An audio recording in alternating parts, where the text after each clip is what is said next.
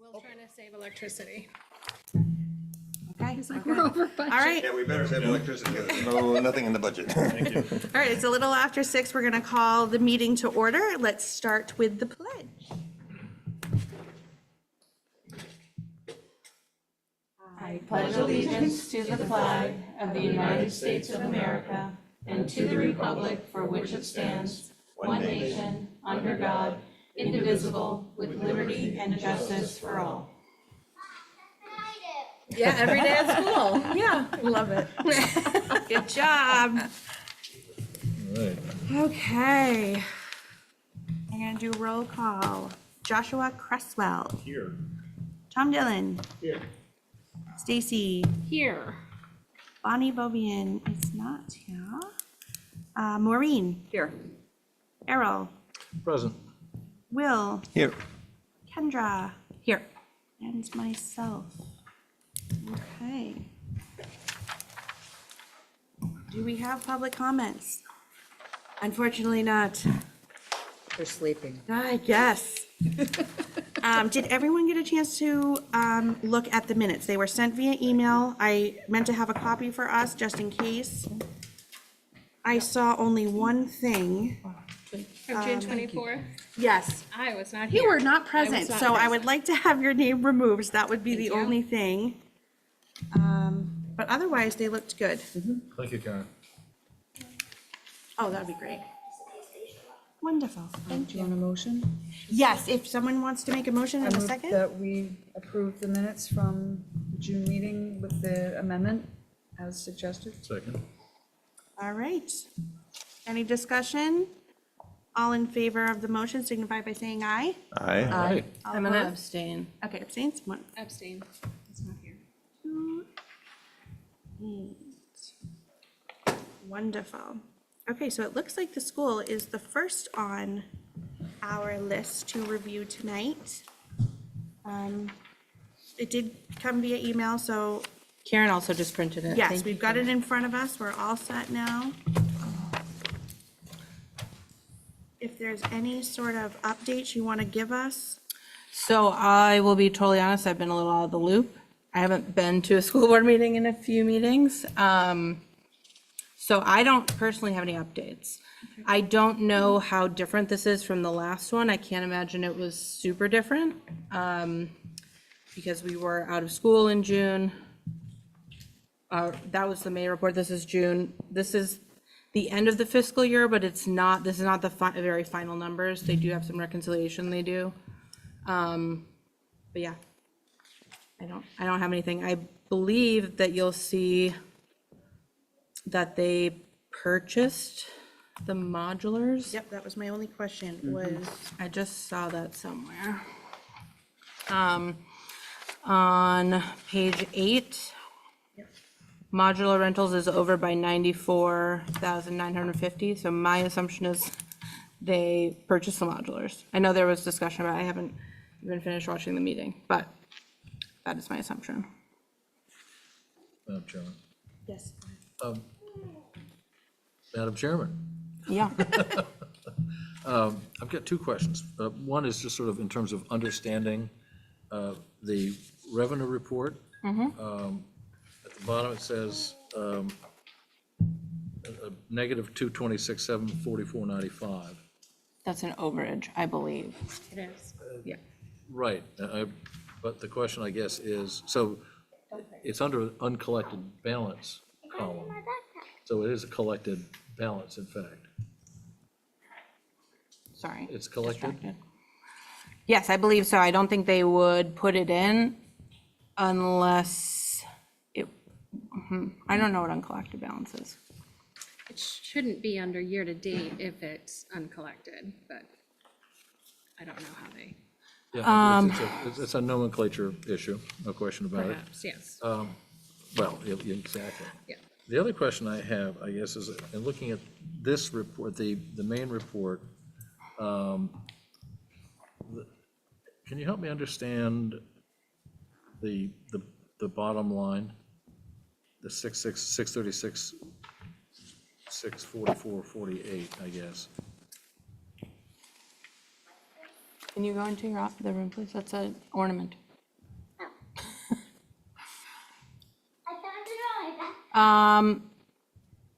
Remaining budget, you Yeah. mean balance? Okay. Yeah, I'm just trying to figure out the encumbrance versus remaining budget. I was questioning that as well. I honestly am not So- really sure. Sorry, the encumbrances are probably accounts payable.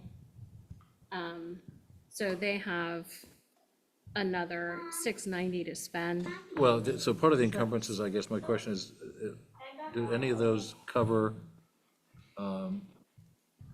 the exceptions that are not going to come to the town? That is to say, the 636 one would think is what might contribute to the buying the tax rate down. Right. But does the 690 include warrant article items? I don't know. The Salmon's town side is the school side? No, No. Well, because an encumbrance for the schools, for the town side would be obligated funds that would be spent in the next budget year. Right, well, I guess the question is, do they include, well, for instance, I guess it does include the expendable trust It of does. 150, because that's in the budget. So in some sense, it does take account for the warrant articles. I'm personally confused just about how to interpret these numbers, the budget, the implication that they're only 3.3% spent on the budget, No, remaining. Remaining, or there's only 3% remaining in the budget? right, so 636, So that, the remaining. and that's So- because the fiscal year is June 30. June June 30th. 30th, and they still have some adjustments to make, but what this budget says is that the school is $636,000 under budget Right. for the 24-25 school year. Right, they have remaining funds. Right, they have, exactly, After taking account of the 690,000 of encumbrances, which presumably gets them to June 30th. right, And then, that's sort of the theory. right. And then they'll make some adjustments and that number may go up or down, but So what's another way to say encumbrance? Because I'm not really following that myself. It's like it's payable. obligated. it's a payable. Right, It's that's an like we may have obligation. received I would call it an accounts payable. Due but unpaid. But that's, Right. that's already accounted for, and we have 636 left, or that will come off the It's 636? accounted for, So- they so- haven't cut the check yet. And there's $636,000 under budget. Go back to the third. After they pay the Go encumbrance. back to the third column, balance. 1.327 million, it would be the balance in their account, in theory, Okay. of which 690,000 is obligated spoken for. to, up till June 30th, which has a remaining, I'm assuming the two numbers Correct, add up. Right. correct. So the 636 is what's really left over. What appears to be left over is 1.3, but it's really 636. I think that's, Because they still had dues. Right. These were contracted services, things like that. And so was there a decision to retain a certain percent? What's the maximum that you can retain? Is it a percentage? It's a percentage, Right. there's like a Do you- formula. Do you remember what it, So I don't know what they decided to do, and I was hoping that Kevin would be on the drive over. I was like, I know Kevin was at the meeting. Ruby does know, but Ruby's asleep. I don't have the specific numbers. I listened to it. It was 200 It was something, wasn't 200,000, yeah, it was 200,000, I have a note from our last meeting. Okay. With a balance of 206,000. Right. yes, that sounds correct. Okay. Which I was sounds just like, gonna ask, because I have a note from last meeting, but I didn't write down what that note was, that the ending balance is 206,000. Is that what they're retaining, I or believe that's that what was they're their returning? retainage. Okay.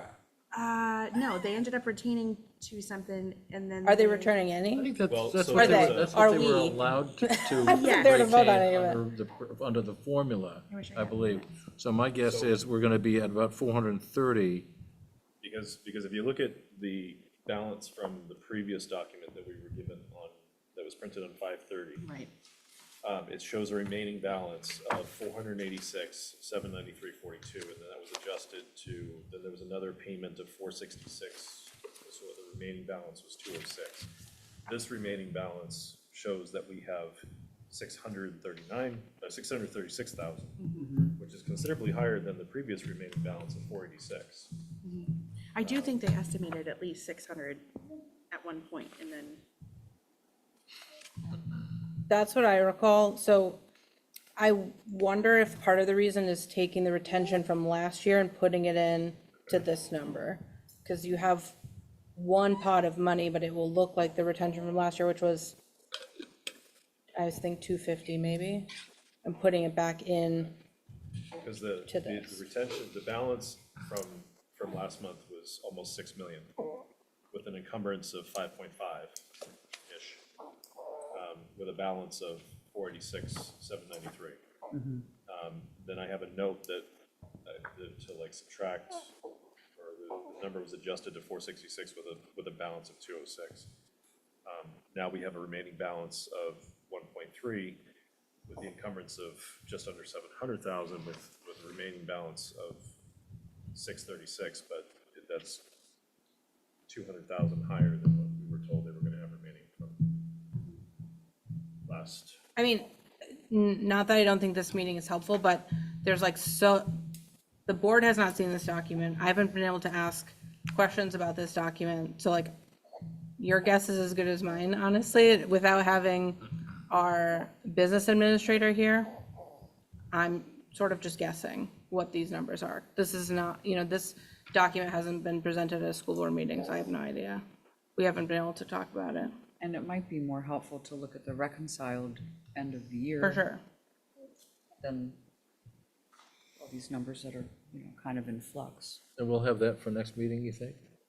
I would think so. We generally send But the, you're not meeting, well, you're not. we're meeting August 6th. August 6th, they should be, Will we have everything finalized? I'm not positive about that. I don't know how long it takes to Not asking for the reconcile. audit. yeah. I don't know how long, like, we generally get, I don't know when we generally get the numbers, by September usually, but I don't know for sure. When is this next meeting, actually? Our next meeting is August 26th, Okay. so you I might, would think we would, but But presumably you'll have a lot better, lot clearer idea. Oh, yeah. Right. for sure. Yeah, so we can defer till then, I guess. So I have a few questions. Sure. If that's okay. Yep. All right. There was discussion at the last meeting, which I did miss, of the high school tuition line increasing because of students that came into the system that were unexpected. Do we know how many of those students were private school, how many were homeschool, as opposed to people that moved into town? I am not sure. I also know that, I also heard the conversation from the last meeting, that this year, I think, the tuition numbers between Co-Brown and Concord were quite different. So I do know that there were some people who switched from Concord to Co-Brown as well. So that would have been about a $5,000 per student difference. But no, I don't know who any of the students are. Okay. So that, I think, would be important data to the extent that we could ask people when they're registering, Yeah. where have you been, Yeah, I mean, for in sure. school? Have you, whether they choose to answer it or not, they may choose not to, but Yeah. it would be good data for us to have to see if kids are coming into the school system at the high school level out of homeschool, private school, and where are they going? Yeah, I mean, it would be helpful for sort of forecasting when we're thinking about how many high school students to budget for. Right. I'm hopeful that it will decrease every year because students will know to reach out to us earlier in the year to select their school, since this is not a new program, but yeah. I think it would also tell us, in terms of school choice, which is coming back before the school board, has that made a difference in the number of students that are coming into the system Yeah. from a private school and homeschool environment to now register for public school, given they have the option of Pembroke Academy and Co-Brown? So that will inform us on, school choice, and Yeah. popularity or not of those options. Okay. On that, I'm assuming there's no problem in collecting that data, is there? In terms of where you're coming from? Do you normally do that anyway, or So when the people go students out of the enroll system? at the high school. So they will send us a list of people saying, these are the students you owe us tuition for. Right. So we don't necessarily get their contact information, we don't get, Don't they get the contact information? I mean, we could probably ask for it. But if they weren't enrolled with us, the high school just sends us, we verified these people live in Deerfield, these are the people you need to pay for. And we say, all right, Okay. Interesting.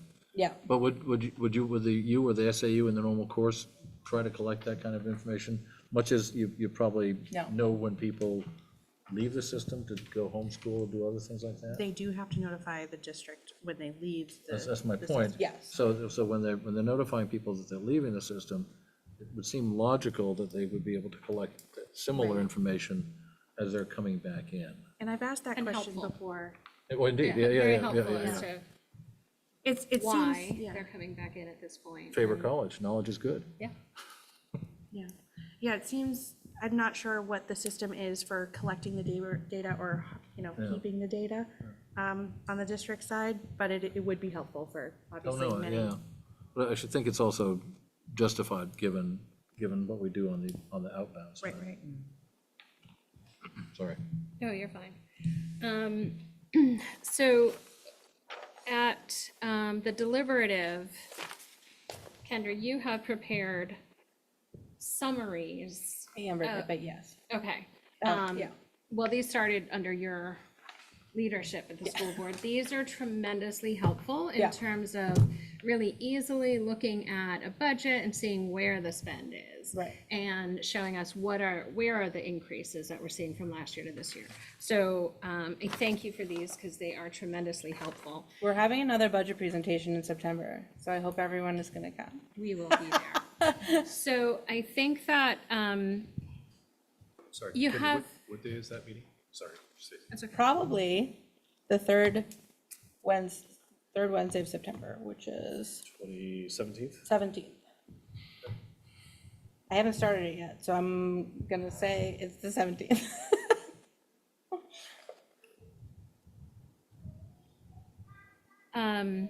So when I look at this, I would just bring to your attention, because I was trying to align your account, your master account numbers with the budget. Yeah. And so that you can really kind of compare apples to apples, because these numbers don't match these numbers. They don't? Well, you don't, so you have 1,100 regular Yeah. programs, but in these accounts, you don't necessarily, well, you did total regular. There are certain accounts that are not totaled in here, so account 2,100, for instance, other support services.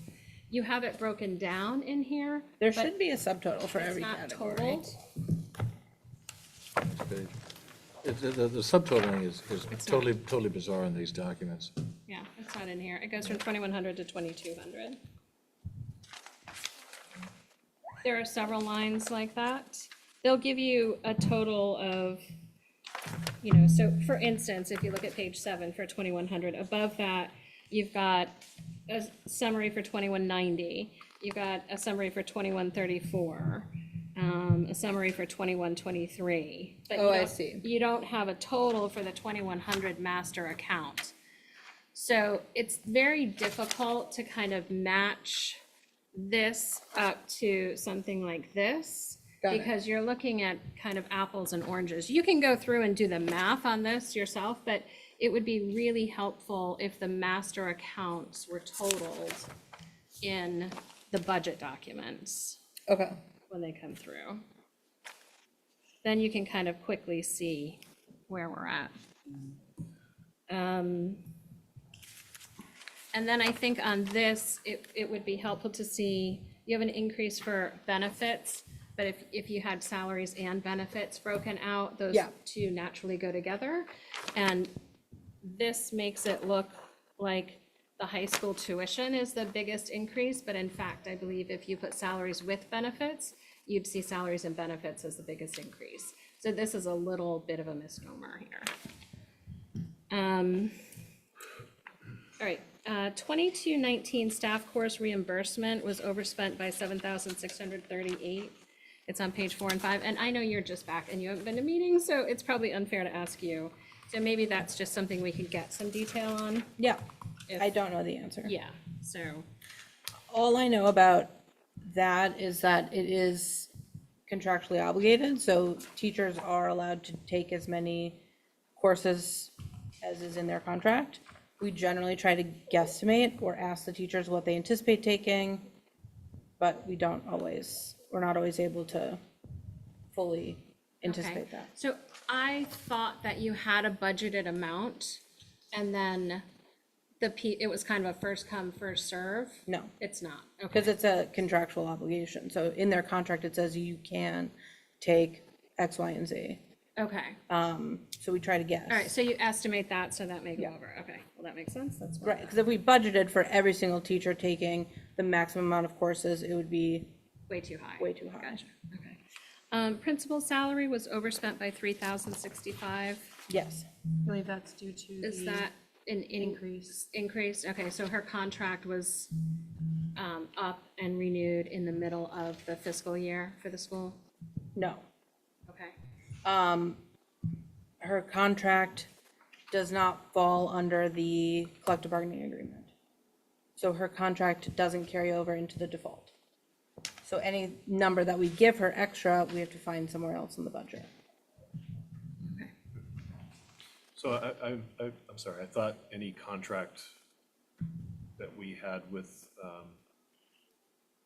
oh, no, because it's not collective, okay. Yeah, Only collective bargaining gets carried over.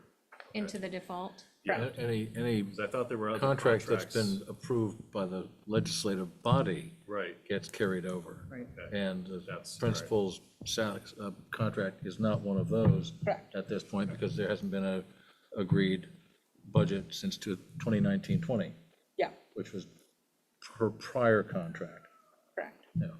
So now her current contract, when the budget gets sent over for approval in March, would then get approved.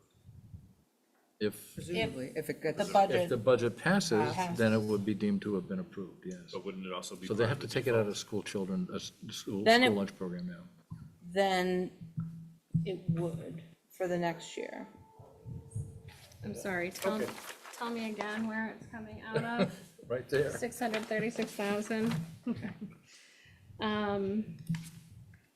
All right, so that will never align with the default budget, that Not the never. principal's contract? If it's approved when her contract is current, so she's in the middle of a contract. If this next year the operating budget is approved, it will include her increase in the Right, operating so- budget. Only if the budget is Correct. approved, not if we keep going Okay, back so to a if it's in default default, it'll budget. never get Well, officially unless we approved. did like a separate warrant article Yeah. for the staff that aren't on the CBA. And there are So, three in people. perpetuity, we should, if There's we a continue in principal- default, we should expect to see that it's gonna be over. Yeah, Yes. principal, assistant principal, and who's your spec? I think there are a spec? few. There's like the office staff are not on the CBA. So that was my next, secretary was the salaries are secretary salary. overspent by 6,500, so that's the Correct. same thing? Yes. Okay, but they're not contracts, they're just hourly employees, is that correct? I don't know if we give them a contract or not. I don't know. We may give them a raise every so often, but then we have to find the money for it. Okay.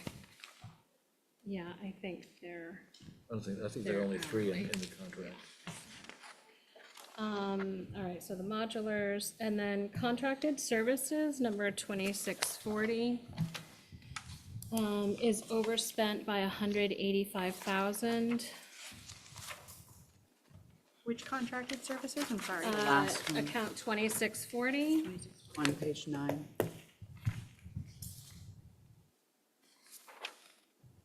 So that's, 26.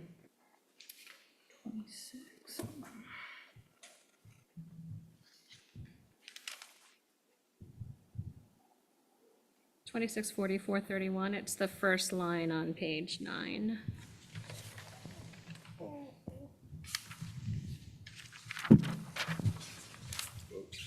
So that is generally like building maintenance, I think, or building repairs or landscaping. So it does say on the summary that master account 2600 is for maintenance. Yep. And that, so, So I think in the operating budget, we did increase that, but the operating budget was not approved. okay, but it was spent anyway? I'm sure it was. Okay. Yeah. So can we I mean, get, if we have to increase our HVAC contracts, we're not gonna go back to the HVAC company and say, sorry, our operating budget didn't get approved, will you accept the rate from last year? They'll say, no, you Okay. can pay us what the new contract is, and we'll say, okay, okay, so can we get the details on what that difference is? sure. But we don't. Huh? The budget was for 110, and year to date's 290. Yeah, they're overspent 185,000. And I don't think the operating budget was even that high, what we had proposed, so I don't know. I Okay, mean, it's possible some of the emergency repairs that we had to do yeah. with the chimney stack or I whatever. wonder if, I mean, we use trust as Right. well, so I don't know if this was, if trust were applied back to this line and it was used prior to trust being taken out. Well, that's the way you have to do it anyway, right? Yeah. Exactly, it's what we do with the town as well, so we could have Amber break that down though. Yeah. And let us know, and she's usually, That'd be great. yeah. If we are utilizing money from trust, would that show up in a revenue statement? It should, but I believe there's only 150 this is showing. Trying to remember correctly what the two Grant revenue. amounts were. Yeah, this may be what we just approved, though. This may be the 150 for the special ed that we had approved. Was it 150? Maybe it was 250. That might be what they're counting as revenue here. Is it not transferred from capital projects? or not? Wait, did we do a hearing on that special ed? I don't think so. No, we had a warrant go through for special ed. Right, didn't we? right, right. I'm wondering if that's what the 150 is for I see. expendable trust that she added in under revenue. Oh, Because there's two, there's grant revenue and capital projects. Oh, yeah, wait a minute, I'm looking at, But I thought capital projects would have been planned. One would think, yeah, but 181 is a lot closer to this number, isn't it? right. We can ask Amber how this is broken out. Maybe Yeah. it'll show at the end That of would the be year. great. Yeah, true, because I don't see the two, we had a couple of withdrawals, for when we had the, boiler issue. and the We had to fire, Finish the fire alarm. yeah. And I don't see those exact amounts, so. Because that would make sense, because Right. it's still going to show that the line is overspent. Right, but so we it's not gonna show- overspend and I then want to say it we- was like 80,000 for one, and then something along those Yeah, lines. I don't remember. We can get that.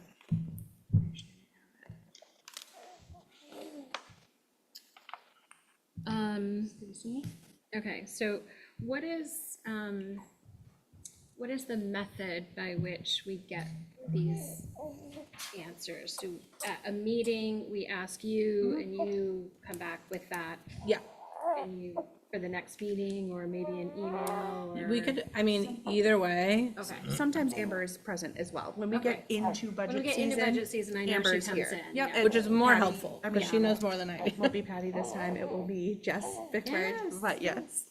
They usually are present. Miss Whitley's also present, so. But generally, so like, we, encourage people to send us emails between meetings, and then we. To get the information. To get the information, and then they generally respond back in emails, and then they send out emails to everybody. Okay. And do those need to go through our chair, Leah, or can It's, any? do it's you slightly care? easier if Okay. Leah collates them. Okay. And sends one email with a bunch of questions, but I don't think there's, Or the chair. Or the chair. Right, Which would Right. be Kevin. okay. right.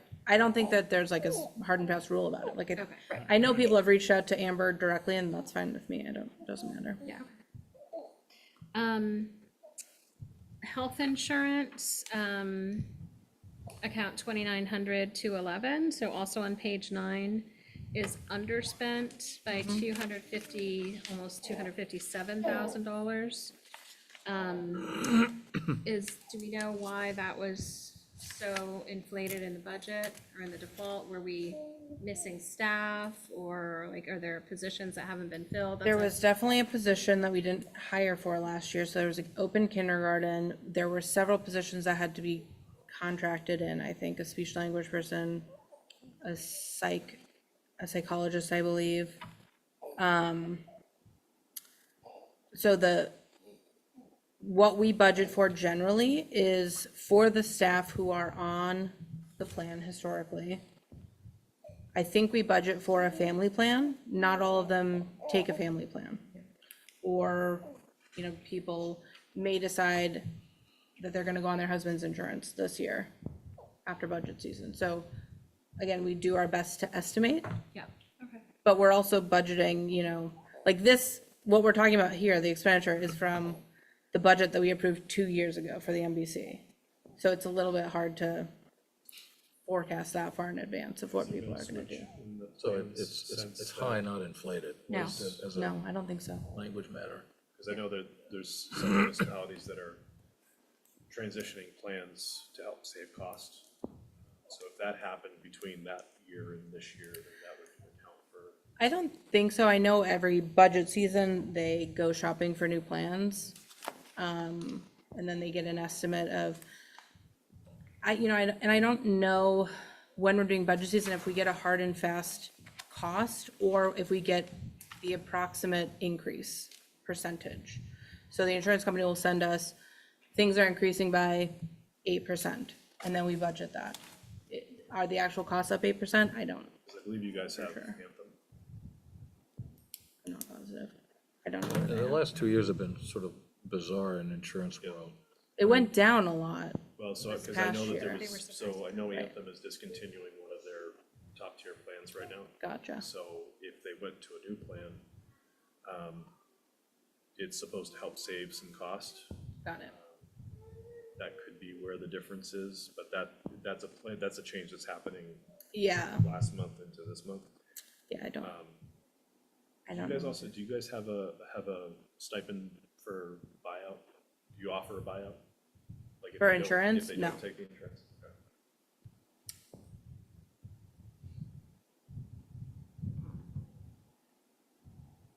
And this number is set 15 months ago. So it's just tough to, It's Tough to match that up. set on whenever the last default went into place, which is 20 years ago. 2019. It's not, the health benefits are not set by the default, because those are contractual under the CBA. correct. Yeah, But the CBA goes into the default. yes, Right. Yes. So this number would change as well. yeah. So the health insurance changes, but it's our best estimate based on the current staff. So if we have, someone who retires who probably someone who retires wouldn't have a family plan, but, things can change based on staffing. If we get single people as new teachers, then they won't have a spouse or kids on their plan. Which is about half of what a family Right. plan would probably run. So we guesstimate, I think. I mean, I think Amber has a particular formula that she uses, but it is in a lot of ways a guess. Paras included? Paras, Yes.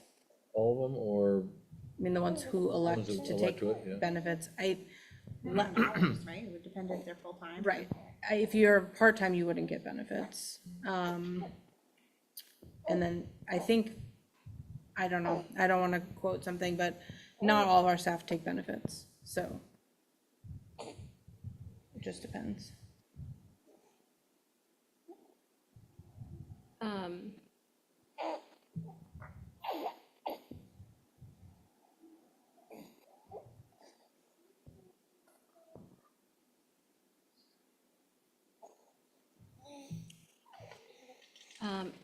I thought there was a payment for declines and waivers, but I'll have to go back and look at it. I don't think so, but I could be Okay, wrong. I might be, I thought I saw a line item for that in there. 30, the last figures that I got, which were January of this year, the 24, 25 health insurance plans, the most expensive was the family plan at $3,800 a month, the green plan. And the single being $991 on a separate plan. Similar to, I think, our family, tier that's dropping right now, I think our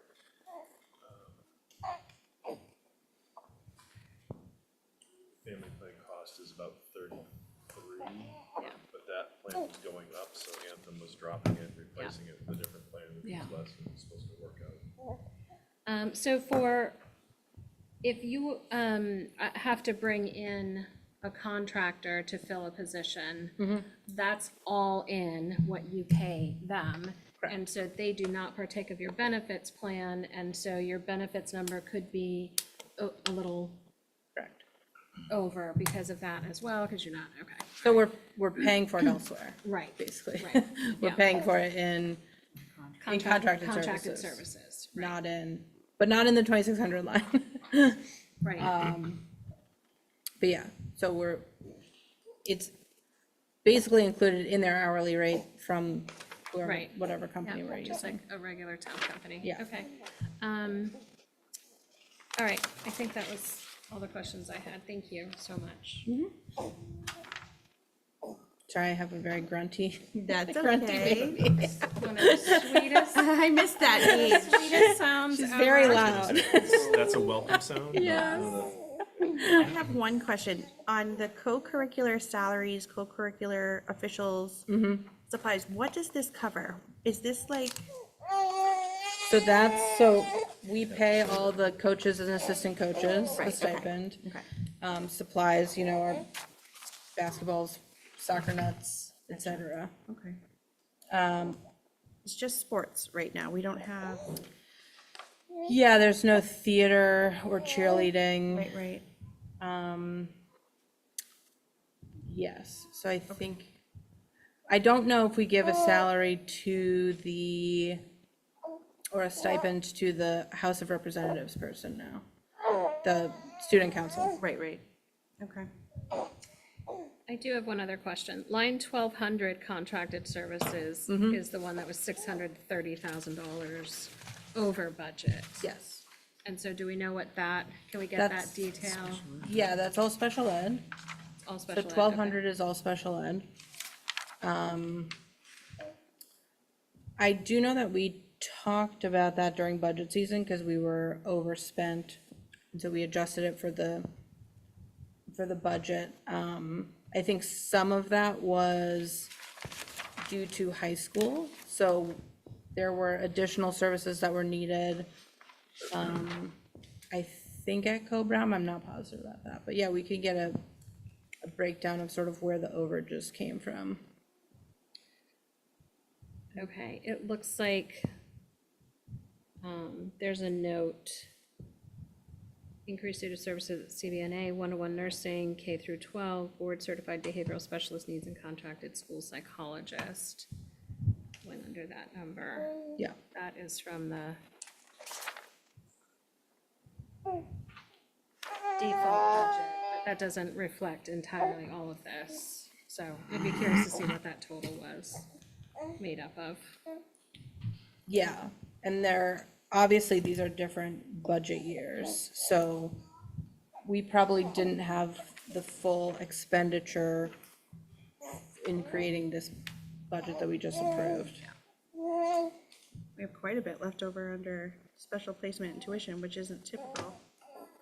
But I wonder if that's up to. So generally, as Jess will tell you, she's told me many times, it's like a seesaw. When those go down, the other ones usually go up. So if we're not placing people in special outside placements, then we're providing more services at the school, which will cost more money.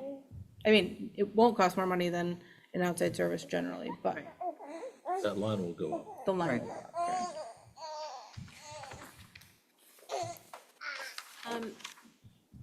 Can you just give us an update if you know, or we can talk about it next time on the transportation? What busing, what's happening with busing, the cost there, because we were gonna do a bus to Co-Brown and that was gonna save us $100,000, I think it was. Special ed On costs. special ed busing to Co-Brown. Yeah. And where that landed. So I know they talked about the last meeting and I didn't get to that part of the meeting yet. So if Leah, you know, you're welcome to jump in.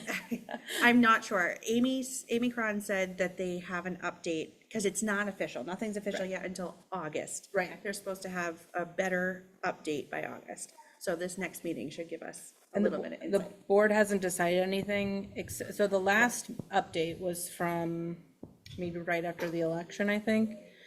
And we were trying to do a bus to Concord and a bus to Co-Brown. We couldn't make it work to ensure that all the Concord students could have a ride.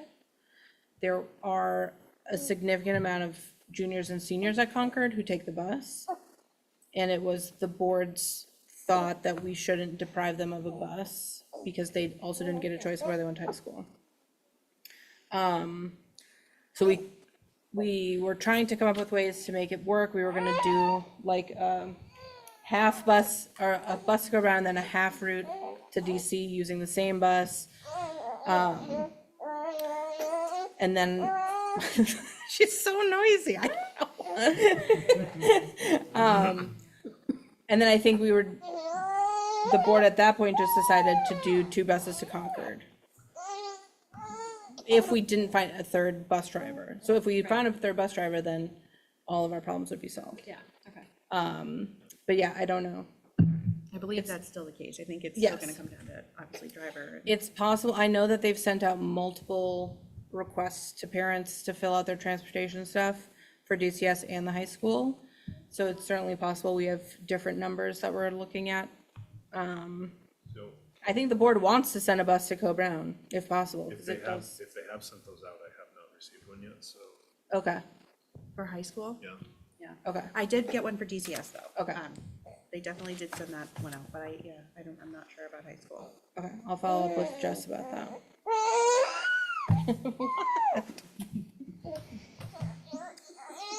Thank you. Good questions, good questions. Does anybody else have any questions on school? I think that was everything that I had.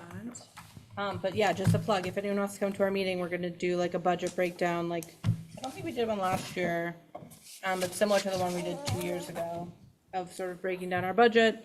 This is the September. Yeah, like just getting people into budget mode, so that if people have ideas that they wanna share, because budget season goes swiftly. And sort of explaining various parts of the budget for people who don't stare at it all the time. But yeah,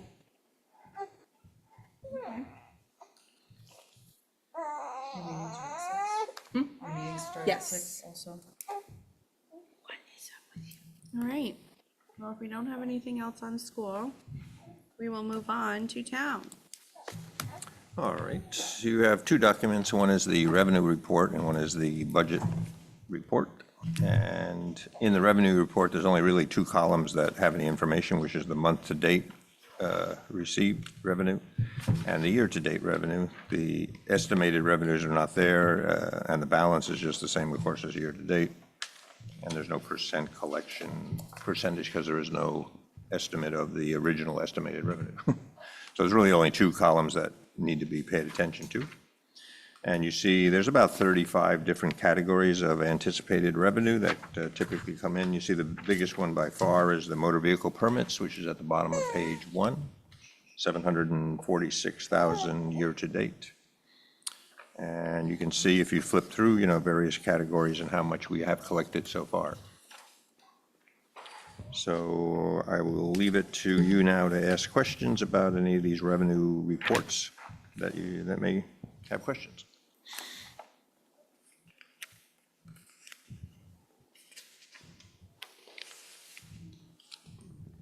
I have a technical question, Madam Chairman. Sure. Yield tax, is that different from impact fees? What? It's just timber? Been a good year. Wow. I did hear a Not for lot coming trees. through. What's that? Said not for trees. Well. In a town of 25% tradespeople, No. it's a good year. You know what? And a lot of people argue it's good for the forest, actually. Oh, no, absolutely. Right. I would have to agree with that, depending on how it gets done. Right.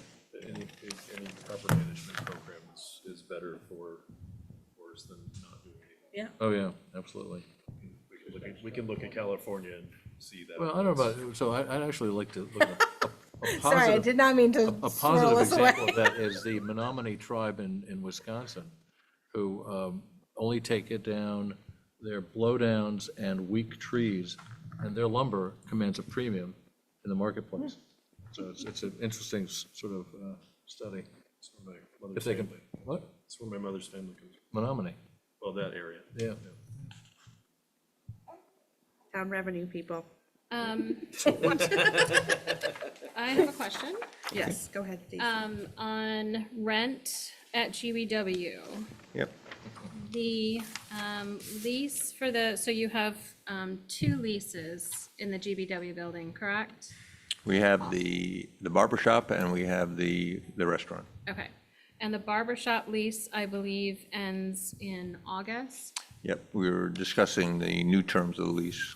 Okay, so you're going to renew the lease? The intention is to renew if we can come to mutual terms. Okay.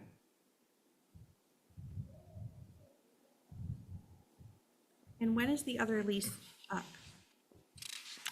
Who's the, Charlie's? Another 2 Oh, years. the other 2 one? years? I believe so, yeah. Okay. 3.5 years left on their lease. Okay. Is that actually 3.5 left? I thought it was 27. 28. It's 3.5. Yeah. Yep.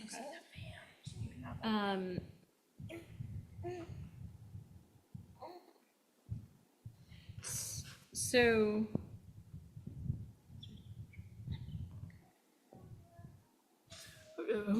so you collect about $1,800 a month from both businesses. This report is through July the 17th. Okay. And I guess one of the things that I feel like we should look at in terms of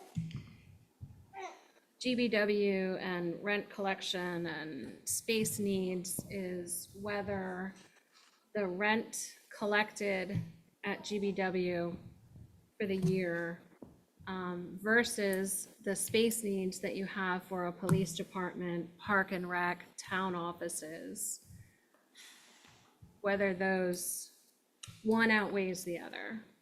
And I am not at all, I'm a small business owner, so I love small businesses, and I think you have 2 tremendous businesses in this building. However, having said that, I'm not sure it's the best use of the town building space. Yes, You have had septic issues, you have had grease trap issues, you have had some other things happening, boilers and that kind of thing, for which the town is responsible, that at the end of the day may far outweigh certainly the income that you're getting from them. And then when you add into the equation, you're a police department that wants more space, and I don't see a new police department building coming into town anytime soon, much like I don't see a new school coming into town anytime soon. I don't see a new fire department building being put up anytime soon, given the fiscal climate and the tax situation. So I would, as we're looking at budgets, I might look to include that in the conversations. And I'm not sure it makes sense to extend any leases. The best I could say is maybe you line them up. So you are committed to the restaurant for another 3.5 years. Perhaps you line the barber shop up for 3.5 years, and then you can, for that period, and then they both terminate at the same time. And in that interim, you can look at what could be done to utilize those spaces for town needs. yeah, well, everything you're It's a tough discussing discussion, for sure. is active discussion of the selectmen, and I think it's fairly obvious that in the past, we have not really charged market rate, so to speak, and market terms for leases. The selectmen are keenly trying to correct that with getting market rates, which are significant increases to some of the businesses that we have. And, there's some trepidation about doing that, but most of the selectmen now are quite keen to bring it up to market rate, and if these businesses, don't want to continue with the lease, that's fine, and we would actually seek either another business or use it for another town purpose that it might fit. I will say that there was discussion with the police department at the time that Yanni's was departing, whether they wanted to use that space to expand the police department, and they looked at it and decided that they weren't interested in doing that. So, the questions have been asked, the discussion is going on, and we certainly can have more discussion here in MBC about it, about why and the philosophy. We have had some unfortunate, repairs that had to be made to support the restaurant, as well as, the septic in the building and the boilers behind these doors.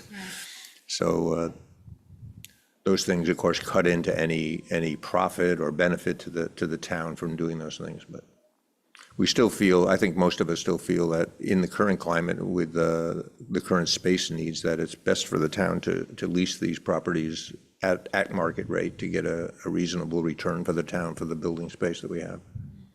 So I would suggest that you line up the expiration dates.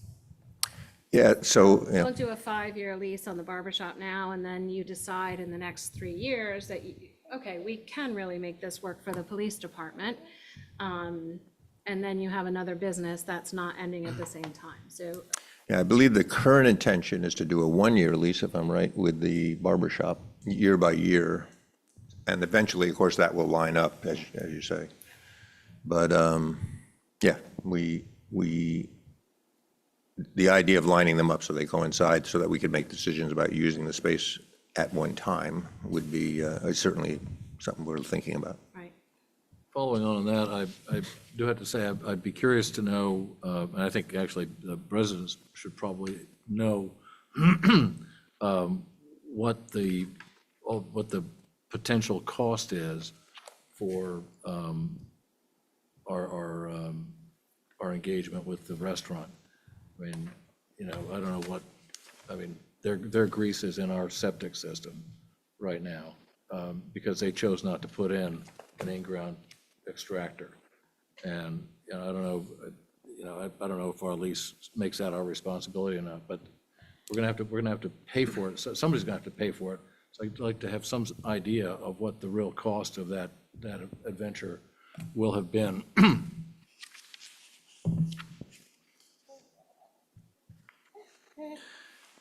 Are there any other questions about the revenue report? If not, I think if we turn our attention to the budget. Oh, one other question, I did have a question, I'm sorry, Mr. Huebner. I see that transfer station user fees are almost as much as police detail outside fees. I noticed. Can you explain what that's about? This is exactly why we're raising all the fees and trying to get ourselves to a break-even point, at least on our transfer station for all the tipping fees and transportation fees. We have been the almost free transfer station for all kinds of. No, but you haven't raised the new fees haven't been in effect for a month, so I was just surprised that number was so high. What is that coming from? Well, we collect, I guess the average, User fees of 15 and then transfers, recycling fees of 8, 7. That's, I want to be a sanitation worker. I'm not sure at the moment what our typical total annual fee for collecting is, in the past. I don't have those numbers right in front of me, but it's a good question. We can look at that. Well, it doesn't look like it's extraordinarily high. Well, it's a little high, I guess. I think it should be a lot higher. Two things aren't at all the same thing. No, one's a user fee and one's a recycling Right. income, so I'm. No, but where you we going? mentioned the detail fees and. No, I'm just saying, so, Because the details are for them standing on the side of the road. no, I understand that, but Okay. I've seen a lot of that this year, I mean, with all the it's just new irony, polls that's- going in, and they're right next to each other, I would never have guessed that the transfer station, revenue numbers are actually higher than the police detail numbers. I was just surprised. Okay. That was the reason for the comparison, so. So can I just confirm, so when Deerfield police officers are contracted out to a company for outside detail, they're paid through the town of Deerfield, and It's the just- town of Deerfield bills out for it? That's not a separate, Karen can correct me if I'm wrong, but I think it's just a pass-through. In other words, we get paid, and then they get paid the same amount. We're not making any money on those details. Contracted, they have a rate that's contracted through their. I think it's $75 an hour, I think. That they're Okay. paid. But the town charges whoever is utilizing that detail a rate for that service. Oh, well, is that detail number the gross or the net?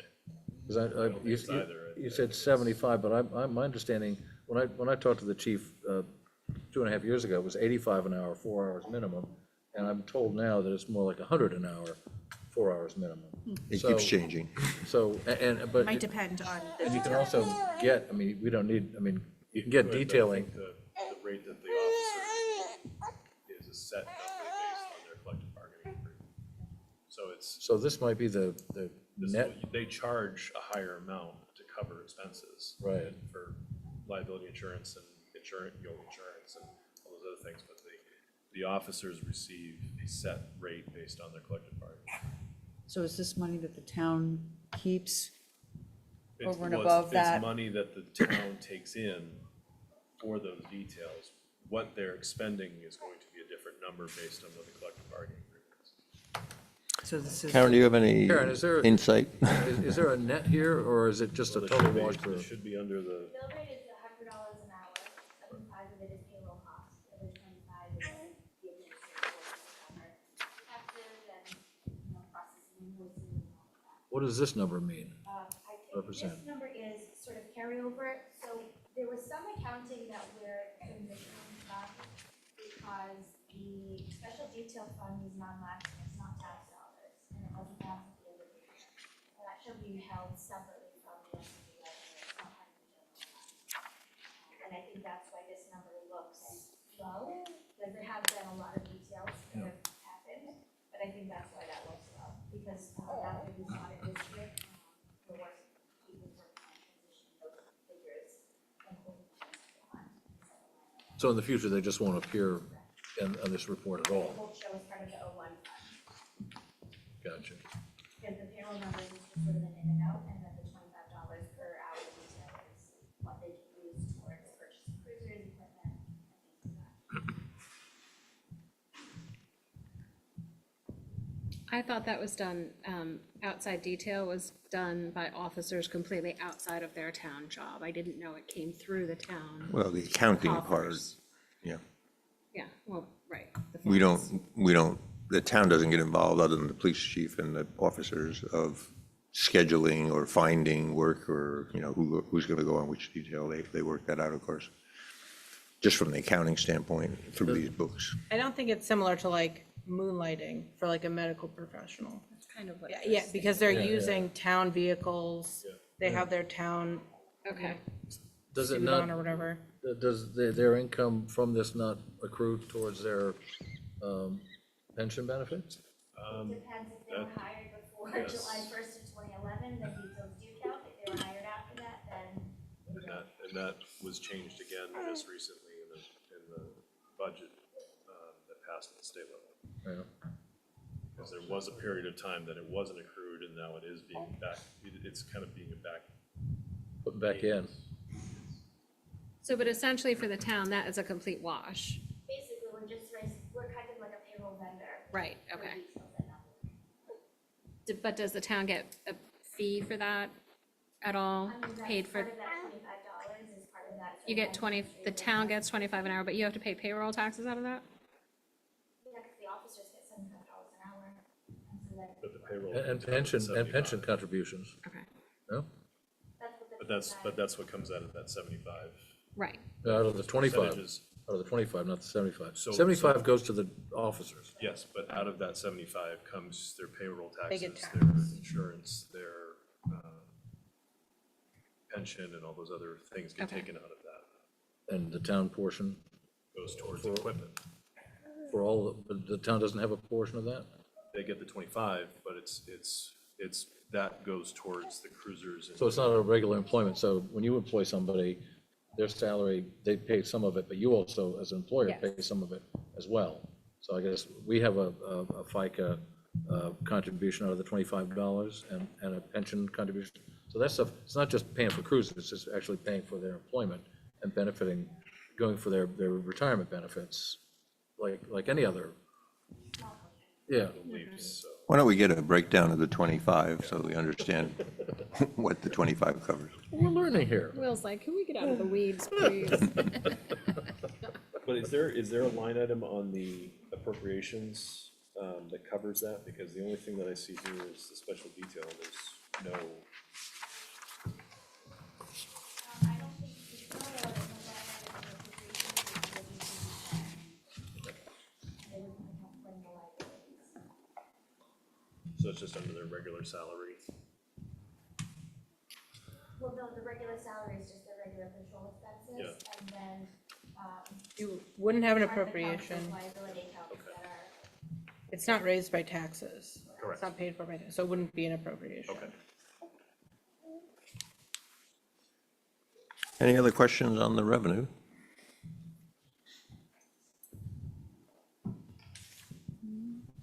We have a grand total so far, year-to-date, of a little over $1 million.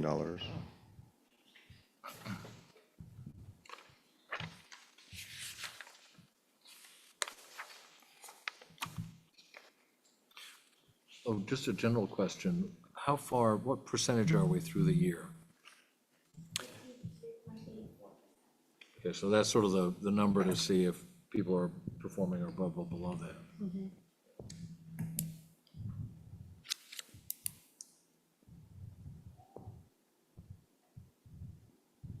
you like to move on to the? To the budget. Sure.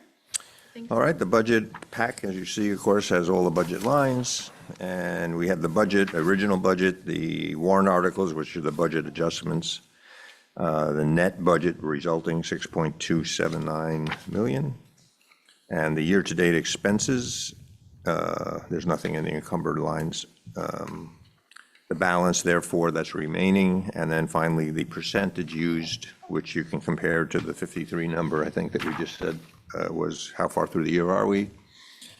We are, in fact, right on budget. We're almost exactly right, dead nuts on it.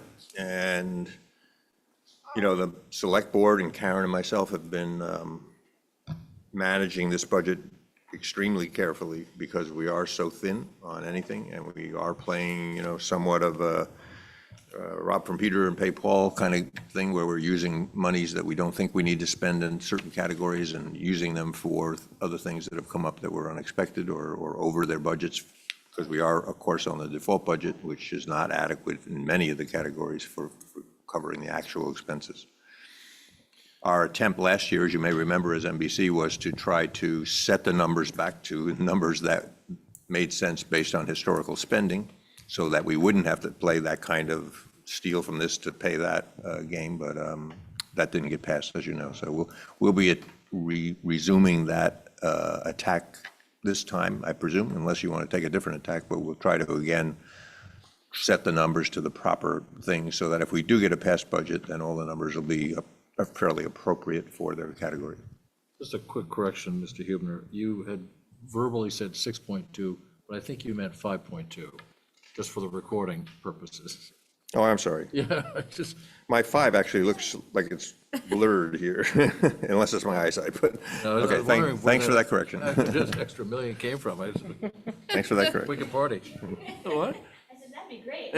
Exactly. Yeah, my copy, I'll use Are the you excuse. employing magic, Mr. Hubner? Extend the hours back. Exactly. We'll solve all of our problems, $1 million. So the net budget is 5.279 million. So I think that's all I want to say as the opening remarks, and of course, it's open to questions for those who have questions about the spending so far. You'll see that many of the categories are under budget, and many of the categories are significantly over budget, and that's reflecting the need to reset these numbers to proper places. Well, you also have a whole bunch of numbers that the spend hasn't occurred yet. I mean, the 257 in highway is untouched right now. So that's, you know, how many of those are there? There are big chunks that haven't even begun to hit yet. I mean, we haven't started paying for paving, for instance. Right. That was my question. Yeah. I mean, under So- highways and streets, we're at. You'll see, if you go to the warrant articles at the back, you'll see the 500,000, which is warrant article number 4. 500,000, we've spent apparently 5,700, and so we have basically the whole thing left so far. We're only at 1% spent. Conversely, other things that we've paid in full already are going to say 100% spend at this time, even though we're only 53% of the way through the year, but we don't anticipate spending any more because some of them are just discrete spendings, like the Lake Association, for instance, those monies have been paid, there's 100%, there's not going to be any more. I guess my question was, do you have any sort of gut feeling about how much of the budget, what percentage of the budget those chunky items is? I mean, we've identified, you know, probably 10% at least, probably actually 15% that's untouched right now. Are you including the warrant articles? Yeah, Okay, so the net budget, yeah. yeah. Yeah, no, I'm looking at the net budget number. I mean, the warrant articles are some significant chunks. You know, 50,000, 40,000 for winter maintenance, and most of those things are already spent in terms of the spending. 100% used. It's really that one big one. I mean, the big chunk is that 500,000. And then if you look in the budget itself, under the highway department at the 257, that's in the budget for road repair, which I think was your question, Leah. Yeah, Can you give us a page number, please, Will? I'm finding it. 14, yeah. 14. Well, it starts on 13 or 12, Okay. or if you're looking at administration. And then Thank you. So highway administration, we're at And about then- 63%. 63% on that, and then the actual 257, I'm looking for it, 80%, okay. 80 on highways and streets, yeah. But on And then road highway, repair. yeah, road repair, we're only at 41, so I'm assuming, obviously, something. Well, repair is only 3, it's like under 4%.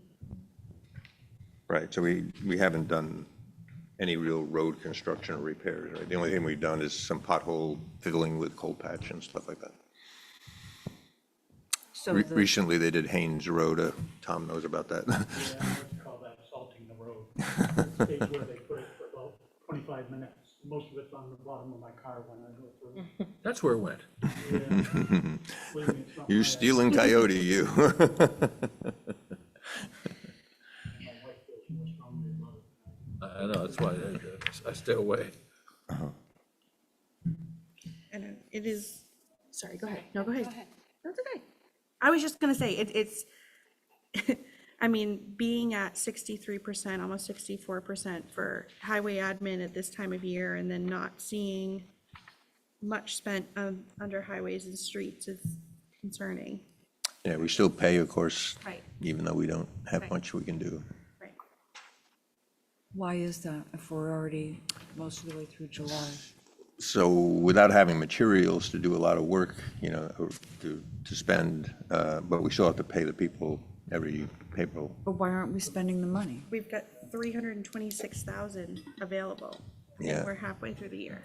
So there's plans, as you know, maybe from watching the select board meetings from the road agent about how we're going to use the funds.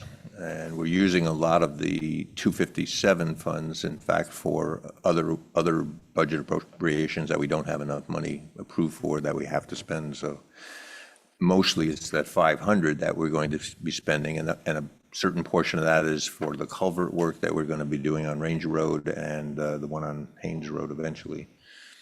So, One of those is covered by And one is a FEMA grant or, Yeah, already, yeah. right. But to answer One on rain, oh, go ahead. I was gonna say, Maureen, your question about the high percentage, or is it years, Leah? Yeah, Was, a lot of that's in the 83% on highway overtime, which is, I think the fellows are out, they were doing the ditching and the coal patching and so on and so forth. I think that's just human labor, that's overtime numbers, so that's, Yeah. right, which we're already quite high on. We had quite a rush. Sure. The percentages for administration are skewed also because the salaries coming out of the part-time employee line, Okay. which we have a budget for, it's just a dollar appropriation, so. And those budget dollars were not reallocated or transferred because we intended to hire a full-time road agent and leave them on the highways at the employee line. So that's what's skewing that. Have we had any, I don't know if you can even answer this, but do you have anybody applying? Do we have any, like, Do you know anybody? headway on that? I know, I just figured I'd ask to see. the same place, $1 million. It's on Indeed, it's on NHMA, it's been on, the Public Works Network, we've sent it out through UNHT too. Any success with the Indeed? Nothing? So bottom line, how much tarring do we think we'll be doing this year? Paving? I get asked that a lot. Paving, Yeah, 7,000 feet of Griffin Road. when's that gonna be? We just signed I just got the contract docs returned and they just posted the bonds, so they've added us to their schedule, so it would be anticipated end of August. I think that's Manchester paving? Advanced. Oh, advanced, okay, advanced paving. Gonna do like the Epsom line down towards Whittier Road, or? That I'm not, No, they're like 3 or 4 sections. I mean, Yeah. from Whittier to the line is probably, what, 3 miles?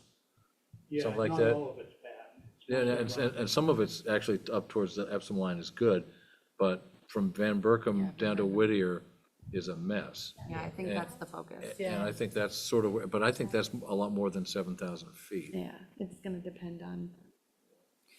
Have we purchased culverts for? But if you want to get rid of the tar in the bottom of your car, you just run it up. They're So- already ordered? Yeah, they're ordered, they take a long time to Right. actually fabricate. Right.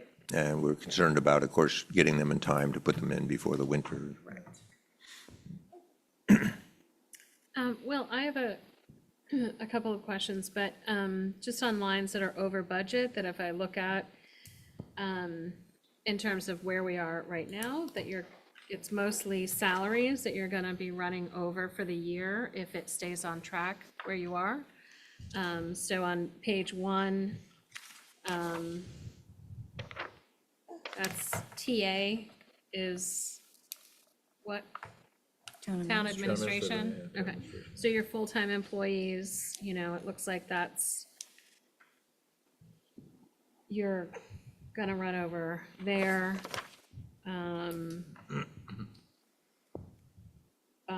If you just even take that at 50%, it looks like you're maybe $50,000 over budget there. Right. When I go to the highway department salaries, it's the same kind of thing, that just, you're at 150 year-to-date on highway administration out of 235 budgeted, so say it's 300,000 for the year projected, you're 65,000 over budget there. Those are the things that pop out to me. Are there particular areas that are concerning to you, that you're watching more closely? I know you're watching the whole budget, but, are you doing those projections, to look at what you think where you're gonna be? I think transfer station is where the cost will be the most over. That was, yes, sorry, that was another one. Yep. The most, so that's one of the biggest expenses. that looks like, just on solid waste disposal, you're gonna be like 50 grand over budget there as well. It was projected over, and then with the changes that they've made with CMD, it should sort of balance itself out. Right, we won't know yet, Yeah, the number will be lower. but hopefully we will see a change of And that. it was hard to see sort of that immediate adjustment, right, because the select board voted to get rid of the CMD dumpster at the end of April, which is also the same time that our contract escalation costs go in. So you see an increase in disposal and then an offset in some of the fees at the same time. Right. And the other thing on that is the C and D charges that we were assessing were actually quite low. Right. If it existed at all. And so I think, correct me if I'm wrong, Mr. Huebner, but I think the intent at some point is to come back to C and D, but at market rates, at Yeah. some level, Well, since there is another, bulky waste or whatever. yeah, since there is another facility that takes them that's right on our border essentially, you know, there's question in my mind anyway. I won't speak for the other selectmen, but I'm not sure that I would be in favor of taking that back unless we can take it at least break-even rate, which would be about $160 a ton, we think at the moment. Right, But but I guess that's my point, is that because the alternate, it wouldn't vendors represent there. a loss Yeah. if you went back to it, if you were at market rates. yeah, if we can convince ourselves that we're not going to lose money on the C and D. And then the other issue I think we have to realize is that we believe that the C and D is one of the most abused of the services at the transfer station, you know, in terms of people bringing in the stuff that they shouldn't be, or out-of-town people, you know, because we were practically free on our C and D disposal, we are like a magnet attracting a lot. So I would need a little convincing, I think, to say that I would vote for bringing it back. I think as long as we can establish that the alternate vendor is viable and usable and is much better at weighing, we don't have any weigh scales to weigh things, for instance, you know. Very difficult for us to really assess it properly, and there's a tendency, of course, to get undercharging and then get overcharged when we actually take it to someplace that weighs it. Yeah, that may be something that needs a couple years, not taking it to just, and you've got so much changeover and changes at the transfer station. We're busy enough at the transfer station that we don't really need that extra burden. And, you know, from a legal standpoint, the town is required to provide a way for citizens to get rid of municipal waste, which is basically their household trash. But things like C and D and that kind of stuff are really kind of extra in terms of legality. So I'm not sure that we would be looking anytime soon to bring back C and D. So under sanitation administration, that line, that's on page 15, you're at 47,000 for the year on a budget of 85,000. So say you're maybe, you know, you're a little bit over budget there, maybe 15, maybe 10. But these numbers, year to date, do not include a full staff, is that correct? And I don't know if you've I don't know if you have a full staff right now at the transfer station, you just hired someone recently, I think? Yes, the position that was just offered is a full position. That person would just work 1 day a week. Okay, so this line at year to date is probably lower. It doesn't represent an actual full transfer station salary line for a year to date, right? Because you were short staff. Yeah, okay. So what is the actual, given that you now have your staff rounded out, what is the projection for salaries for that line at this point? The selectmen make changes to the hours of the transfer station so that we could take into account the current staff at their current rates of pay. Yeah. And adjusted hours, lowered hours down to project out to balance that. Basically to balance that, okay. And that's why the board approved reducing the open hours Yeah. at 3 hours. You know, one of the things that is allowed for or envisioned by the RSA is a report on where monies come from and where they go in any budget, when you're exercising your bottom line budget authorities. I guess, do you keep that kind of in mind as do you have a chart that sort of figures out where it's gonna come from and where it's gonna go, or as you're doing this, or is it, how disciplined is that exercise of coming from and going to?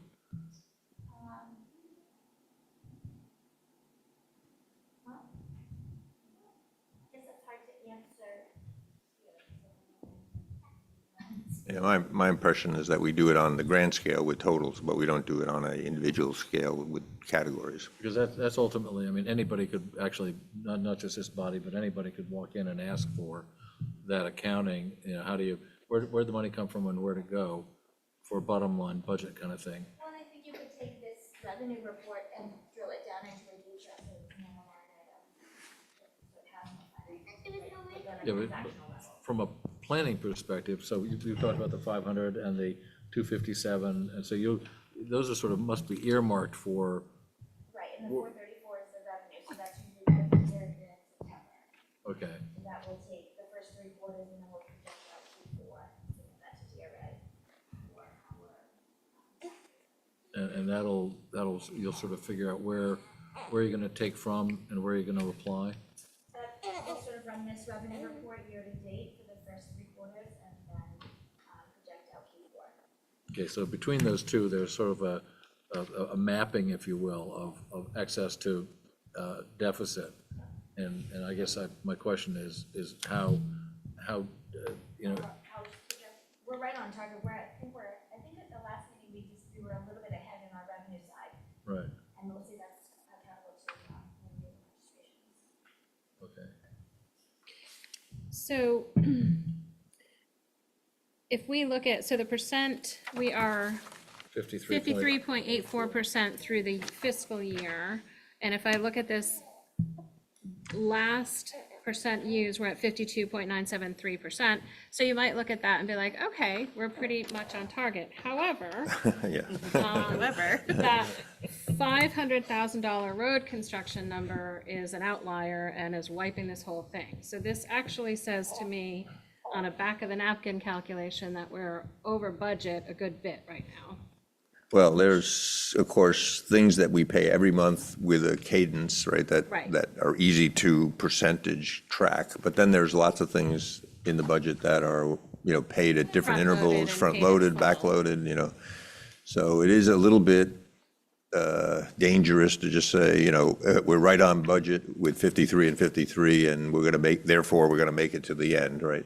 But Karen does, and Pete, they do look at the flow of ins and outs, and we expect to be able to be not exceeding our budget this year. That's what we're managing very hard to do. The 521973, that's on the net budget, is that not right? And you're No, it's on the original budget. We don't do it on net, we do it on, so we spent 2,796,000, right? Expended so far year to date, and it's on a budget of 4,541,000. And so that's where you get 53%, The warrant articles aren't included. right? So it's just on the original budget. Oh, those warrants are not. So those warrants are not included in the 53% calculation at the moment, or ever, I guess. So that skewing of the 500 is not really. So that's not skewed. No. Right. Okay. But there are, not skewed, maybe the wrong word, but there are lumpy expenses, you know, that will come through the year that are hard, that No, are, but that's, So I, they're 24.64%. Well, no, I'm sorry. Yeah, they're available balance of 557 out of 737. So you're really only, what, 24% used on the 500 plus on the warrant article stuff. Right. So, yeah, but so, I would need some convincing that that's not included in the 52,973. well, the calculation, okay, I can convince you, I think. I'll try. So the total budget is the 4.5 million, right? Our budget that we are on default for, our default passage. And then we've spent 2,796,000. And that's the computation, if you divide 2,796,000 by 4,541,000, 41? I just did, and it's 54.66. Okay. So, I don't know. But if you divide the 2.7 million by the 5.2 million, But, Well, actually, hold on. You're saying 2.79 against 4.54. right, Okay. that's how we 0.48, calculate that percent. We could calculate it different ways if you'd like different numbers, but that's what we do by default. the number's 54.6%.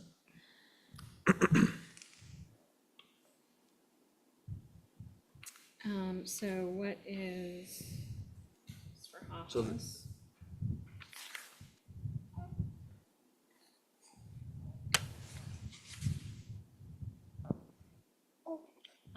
So that, that 52.973% includes the warrant articles. It should, because they are listed. Because if you take your year-to-date expenses of 2.796 and change,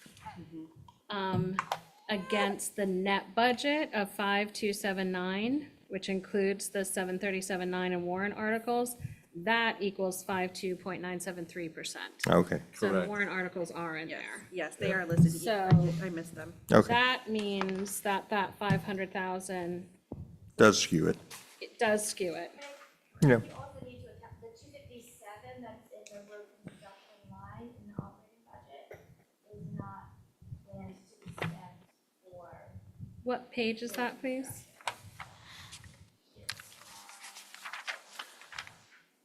That's the- And I guess, Karen, that's my question. You say it's not planned to be spent for that.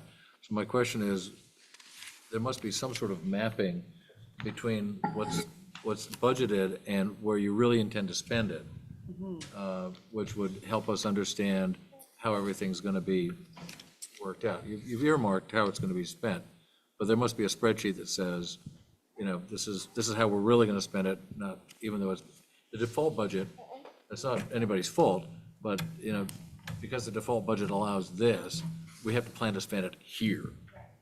And so that's, And that will ultimately end up absorbing. right, What line will, please?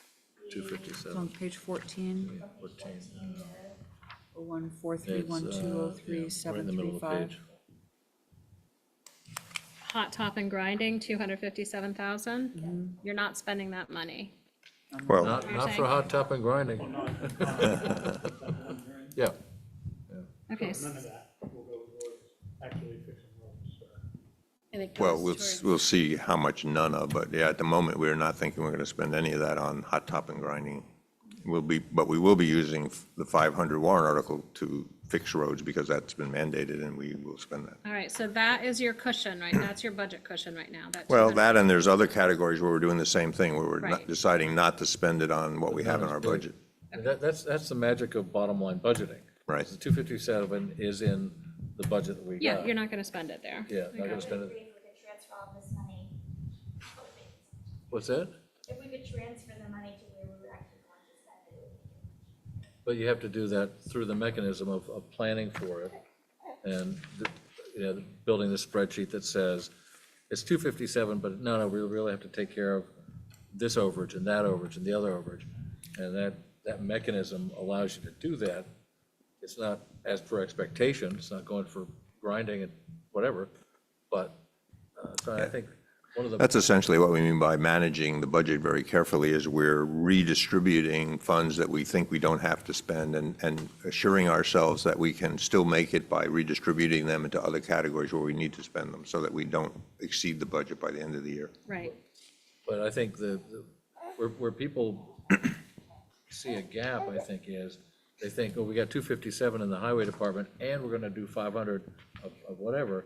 It'd be helpful to explain to them that we would love to spend $757,000 on road paving, but because we haven't passed a budget, we will have to spend the money exactly where we have to spend it, which means meeting salaries out of the 257, et cetera. I mean, sort of explaining the bottom line process a little bit, because that lends to you, that'll add to your credibility.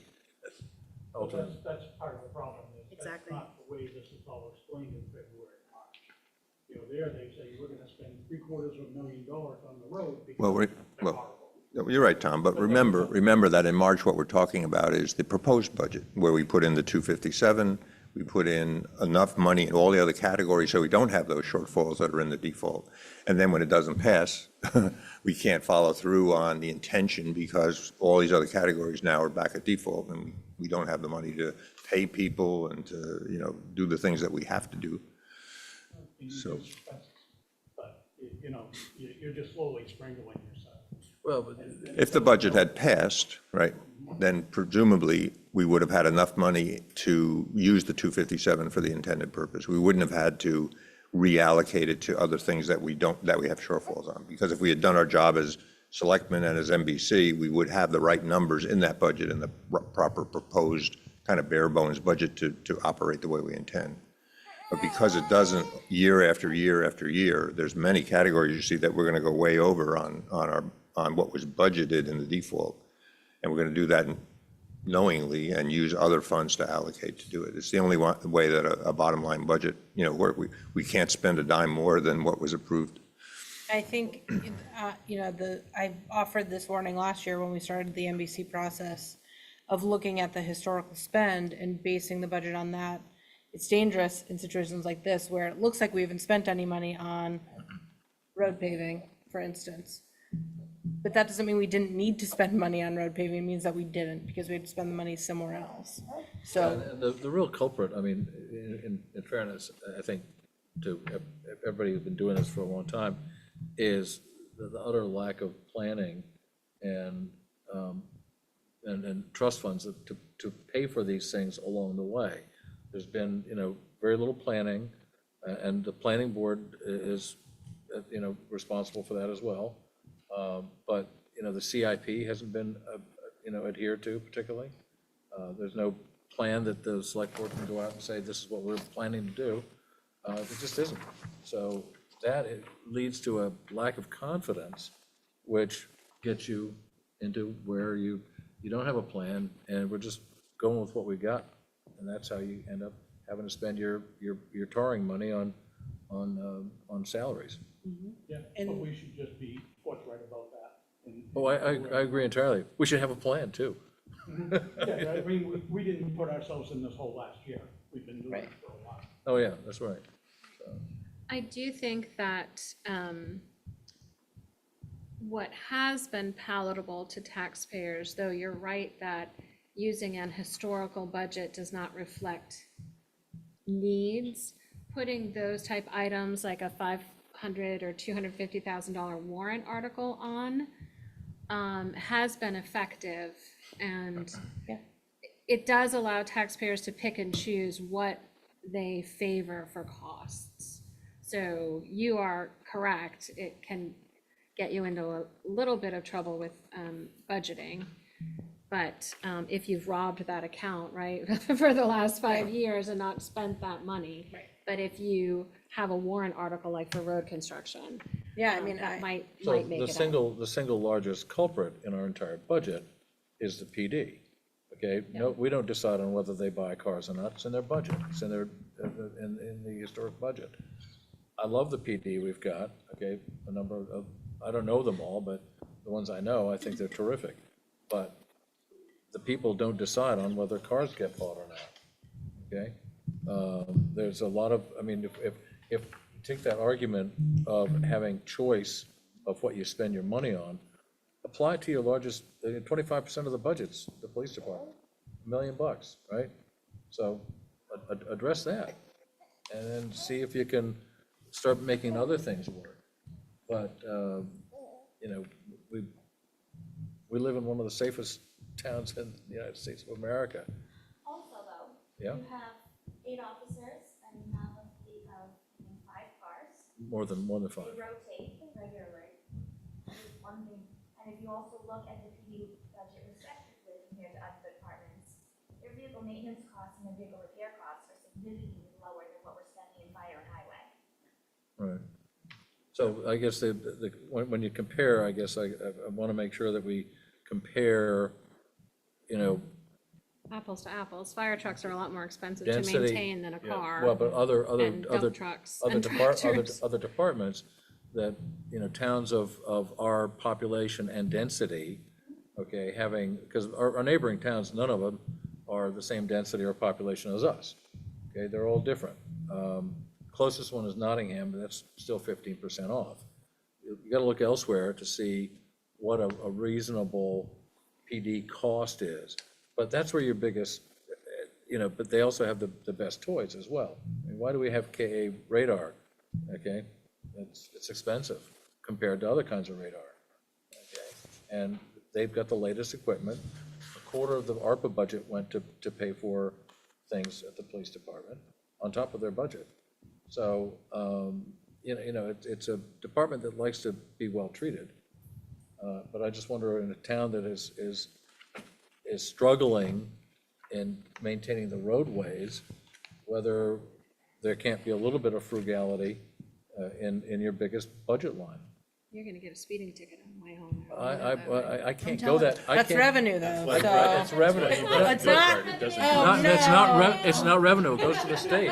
It goes to the state. oh dang. All speeding tickets go to the state. 100%? State revenue. It's state The revenue. state also needs So it might revenue. come back to you. Yeah, thank you. I'll take it. Where do you send that ticket? Not to the town. It's in- right I've to the never state. gotten one, I don't know. I got one, knock on wood somewhere. What's that? We used to vote on police cruisers in the budget, Right. as warrant articles. Yeah. And they were not particularly popular. Right. And that's one reason we do it now, so they have, it's better for them to plan and utilize this stuff, because they didn't know from year to year, are we gonna get cruiser this year, or are we not gonna get cruiser?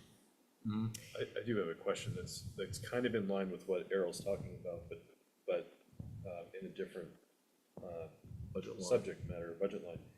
So we used to have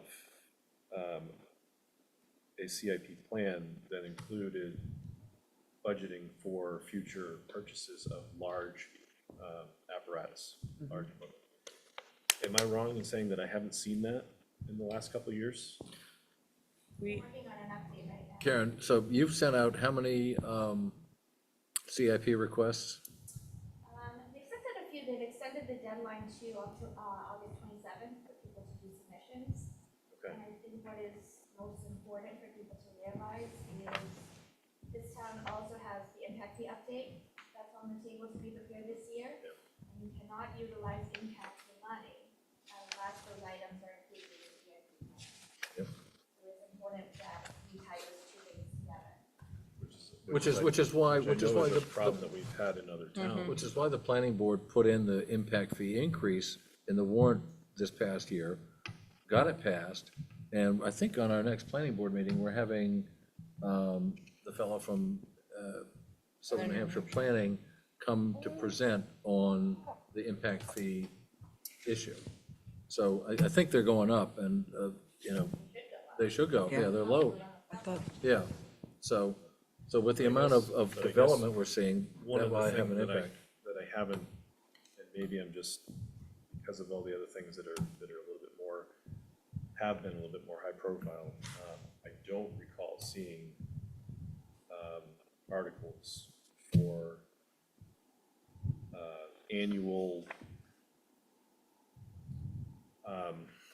Yeah, 5,000 for this, 5,000 for that, something like that. or large expenditures Yeah. in 20 years.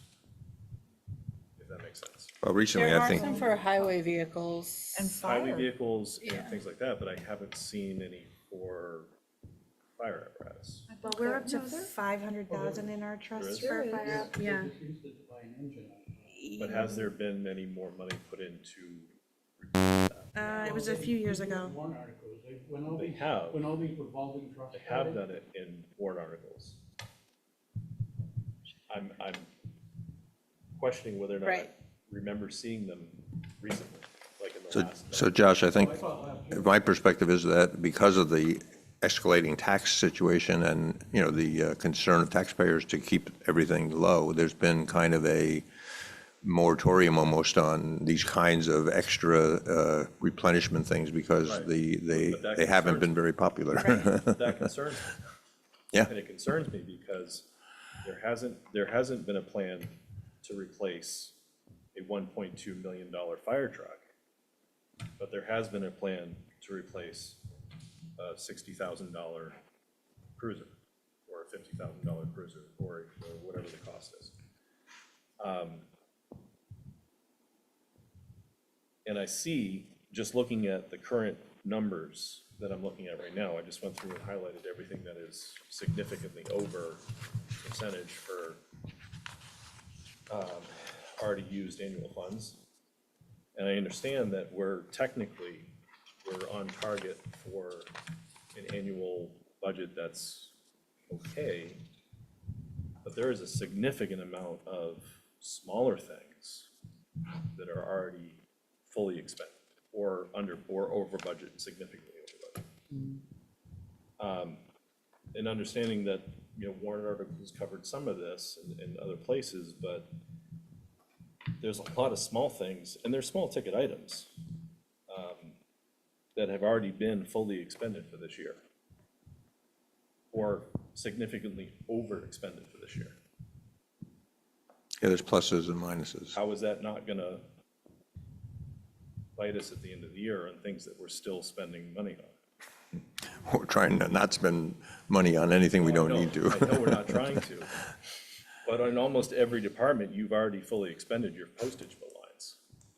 Well, that's a different sort of thing, I think. Isn't it, doesn't postage get allocated at the end of the year? Yeah.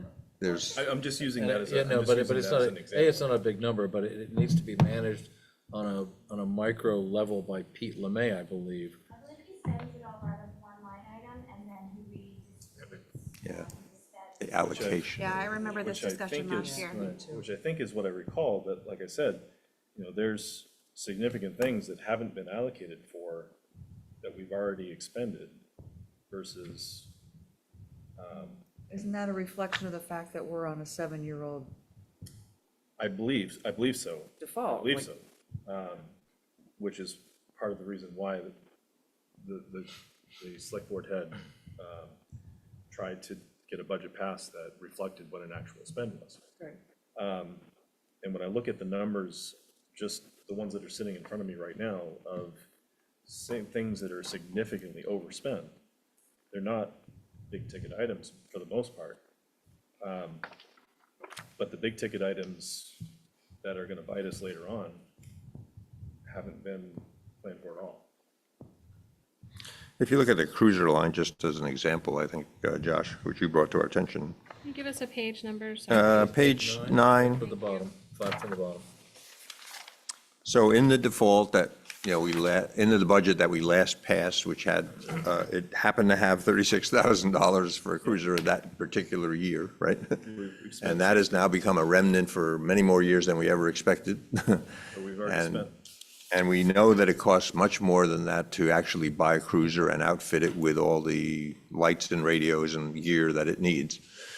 And so that's why you're seeing 170% of spend in that particular line, because the default budget is not accurate to what it costs to do something, right? And that's what we tried to do last year. If we reset that to something like $60,000, because that's the real cost, or 66,000, I think it is.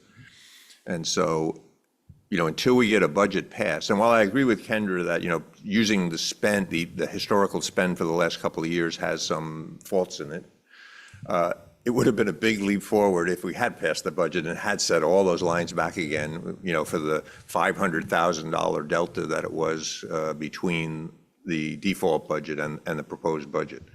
The citizens, however, they voted against that. They didn't want that, and so we are still stuck in this merry-go-round, But if and you- we manage our way through it as best we can. And I understand that. And I understand that some, the budget that we proposed had made accommodations for some large ticket items that had to increase, like cruisers. But there's a lot of things on these pages that I'm seeing that we're at the end of July that have already expended all or more, significantly more of what was budgeted for those items. Yep. And I know that a lot of these are not things that are not already expected to be spent this point in the year. They'll have to do without. So if Well, you look things at like your, propane or a lot of it electricity. comes down to employees. So if Yes. you look at your, Salaries. yeah, salaries. And So if you look benefits. at your PD, full-time employee at the top of page 9, you've got 315,000 for the year. That's gonna put you at roughly 630,000 for the year. Where you have budgeted 500, so you're gonna be over 130,000 there. So can So, but we, the full-time employee, the percentage that's spent is, and again, This is- this so- is one of the things that I would just, To my mind, this is exactly what the MBC needs to be doing as we bring a new budget to you, is right, asking these exact kind of questions, you know, what, so what I think would be helpful is to take a look at, the percentage is one thing, but, and the year-to-date expenses against your, against your budget, but can you do a projection of the line items that you're going over, the significant ones, which is mainly salaries, of what it's gonna take to get through the rest of the year, how far off we are, so that we can kind of see, and then where else, if anywhere else, are you targeting not spending? So this is huge to know that you're taking $257,000 essentially, unless somehow there's a budget miracle, you're not gonna spend that. So there's a well, part of we're your. going to spend it, but not on road Right, reconstruction. you're not gonna spend that 257 on paving. That is what you're considering right now to be a budget cushion. That's going to cover your shortfalls in other categories. It's going to cover the default budget shortfalls. Right. And can we have specifically who is eligible for the COLA increases? Everybody, including highway, everybody. That was passed. Okay. Right, and that's important to remember too, is those are automatically being put in, what is it, 2.9% increase or something like that? That's a large portion of the default budget increasing over time. While you mention that, what happened to that, or what happened to that? Vetoed it. She vetoed it? Okay. Yeah, it's killed. Are there any other line items that so the first thing that you did months ago when the default budget was, what you had to work with after the deliberative and the election, you eliminated the C and D. That was your first proposal, was to eliminate the C and D. That was $100,000, I think, right, in savings? Okay. Now we're looking at, so if I look at big ticket items and where you're looking to save money, I know that it was 100,000. That should be in here on a line item, correct? 100,000? Yeah. Well, it was As a just part of the spend? disposal.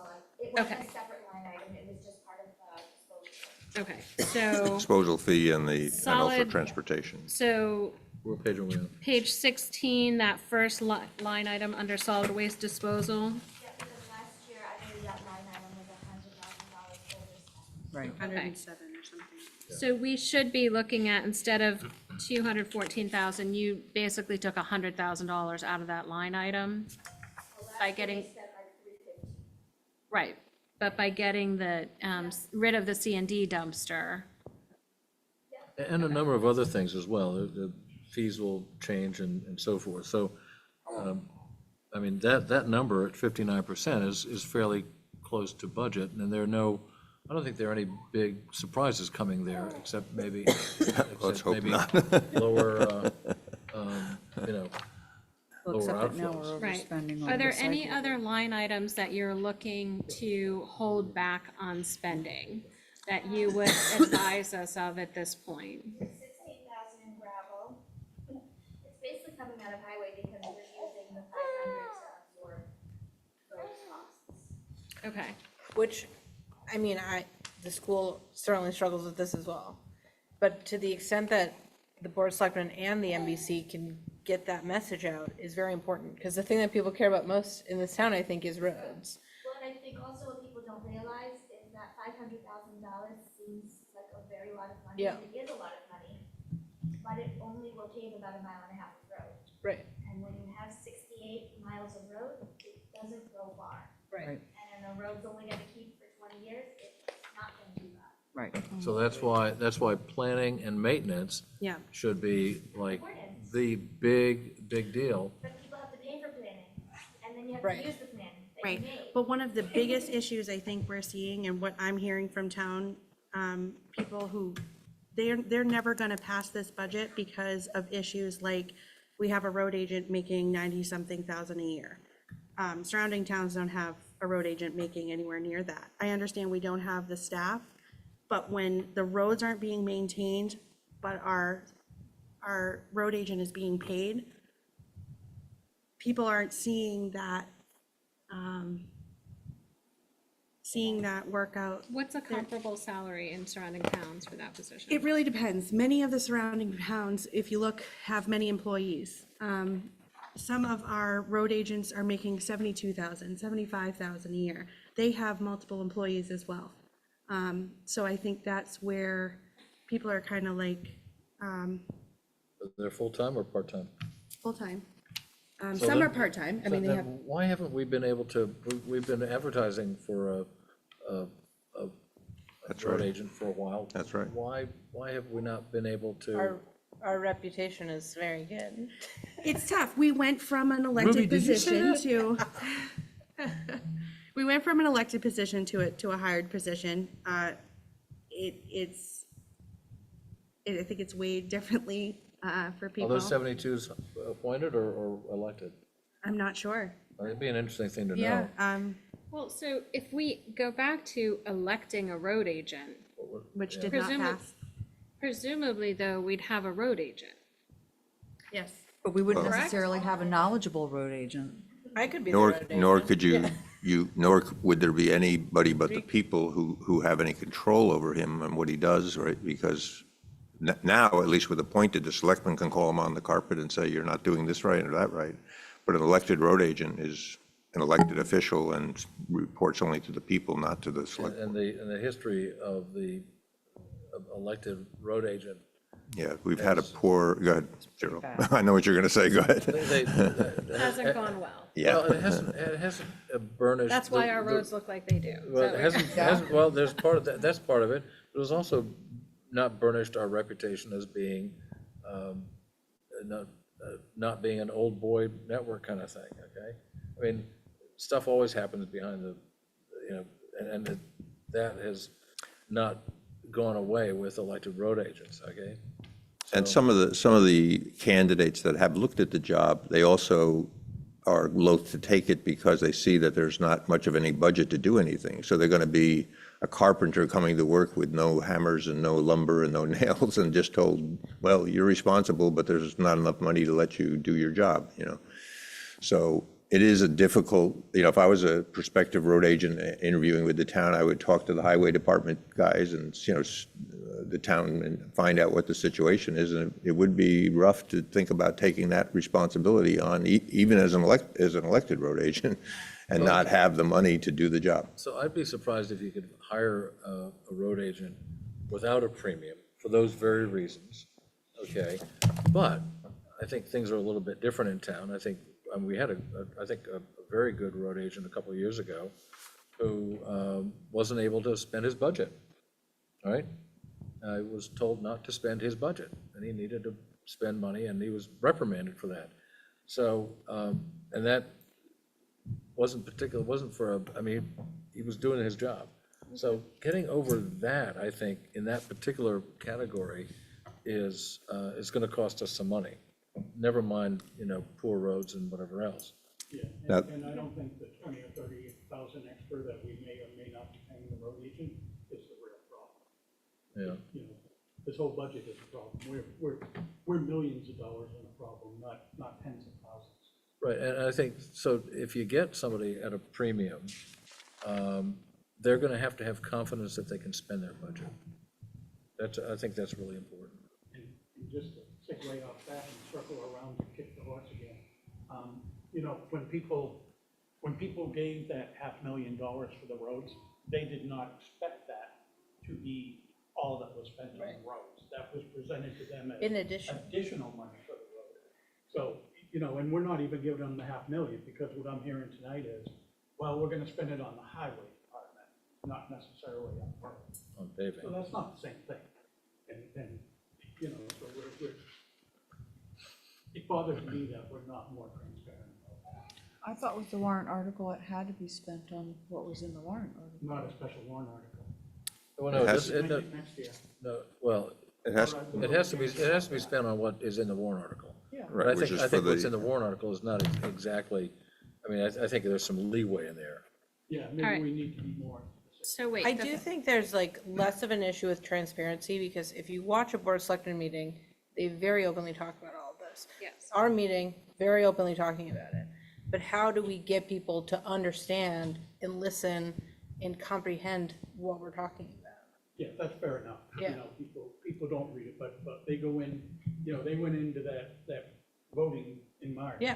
Expecting it to be a piece of what was spent. well, and if we had passed the budget and had the new budget now, right, then we would have had a reasonable expectation that the 257 could be used for roads.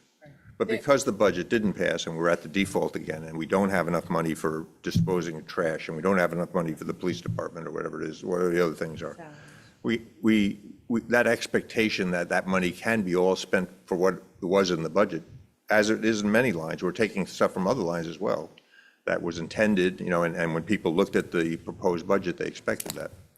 But the reality of bottom line budget in municipal government is, you know, just because it says that on the line, if you get your default budget, you have to make ends meet. You can't overrun your budget. You can't spend any money that hasn't been approved, and we have a certain $4.5 million that was approved. And there are obviously, as we've all seen, consequences to voting a default budget. And I think that needs to be very much advertised, that if we can't approve a budget, services as we know them in Deerfield cannot continue. I don't know what we would do next year. We'll But manage I don't through know, it. but I don't know that people know, because we have been making it work and we have been limping along. But there are things that we haven't been paying for, there are things we haven't been putting money away for that are going to come up. And I don't know the best way to get this information to people, but Well, I think part of the answer is to make sure they know that there is a plan yeah, going forward. I mean, and, you know, I like the idea of, what are you gonna do without? right. If you get a default budget? You're gonna do without working trucks maybe Yeah. at the highway department. Your road may not get plowed, or it may be hours before it's plowed. Right. mean, I think you we know- have to plow it, but it might not be Well, first thing in the morning, you maybe might not miss be a able day to of get to work work on because of time. that, you know, Yeah. I mean, whatever. But the other reality I think we have to face is that we have a very limited tax base to draw from, very limited number of tax bills that go out each 6 months to our taxpayers, and they are pretty much at their limit, I think, of tolerating taxes. And so they're maybe not making decisions based on needs of town buildings or needs of roads even, and they're just had enough, and they're voting for the smallest numbers possible, and they're not willing to vote for those things. So it's not necessarily logic-based or even understanding-based, but it is for us to educate. The school had a lower operating budget than our default budget 2 years ago, and it did not pass. So in some ways, I agree with you. In some ways, I think people pick and choose the things that they really care about. I think a lot of it has to do with confidence. Yeah. A huge amount has to do with confidence, and confidence in not just the select board and the school board, but the planning function, and you know, seeing that everybody's working together, and actually, Article 38 of the New Hampshire Constitution, being frugal, you know, I think people love seeing that, you know? And I do think there's a lot of misinformation, unfortunately, that goes out on social media, which is the right, you know, I'm not suggesting that there should be any censorship, but there is a lot of misinformation that goes out to people that, you know, is kind of gobbled up, especially right before election, and many times, you know, people think that there's a lot of waste in the budget or poor management of the budget, and I'm sure, you know, nothing's perfect, but I think that we should know here that there is not much waste in this budget or fat, you know, there's nothing extra in the town budget. I'm talking about, of course, from my perspective. But we do need to educate the Sort of like- public. Excuse me, but it's sort of, what you just said made me think, it's sort of like blaming a cancer patient for wasting away. I mean, you know, it's just, oh, you're getting so thin, you must not be taking care of yourself. No, you got bloody cancer, you know? But also in the same, I mean, we're, not that things couldn't improve as far as management over the years, but at the same time, the money that's coming to towns from the state level has been declining because money that was supposed to come to towns was cut. Yeah. And so it's also the cancer patient not getting the And we're medications that they were closing the supposed to hospital. get. We're closing the hospital too, yeah.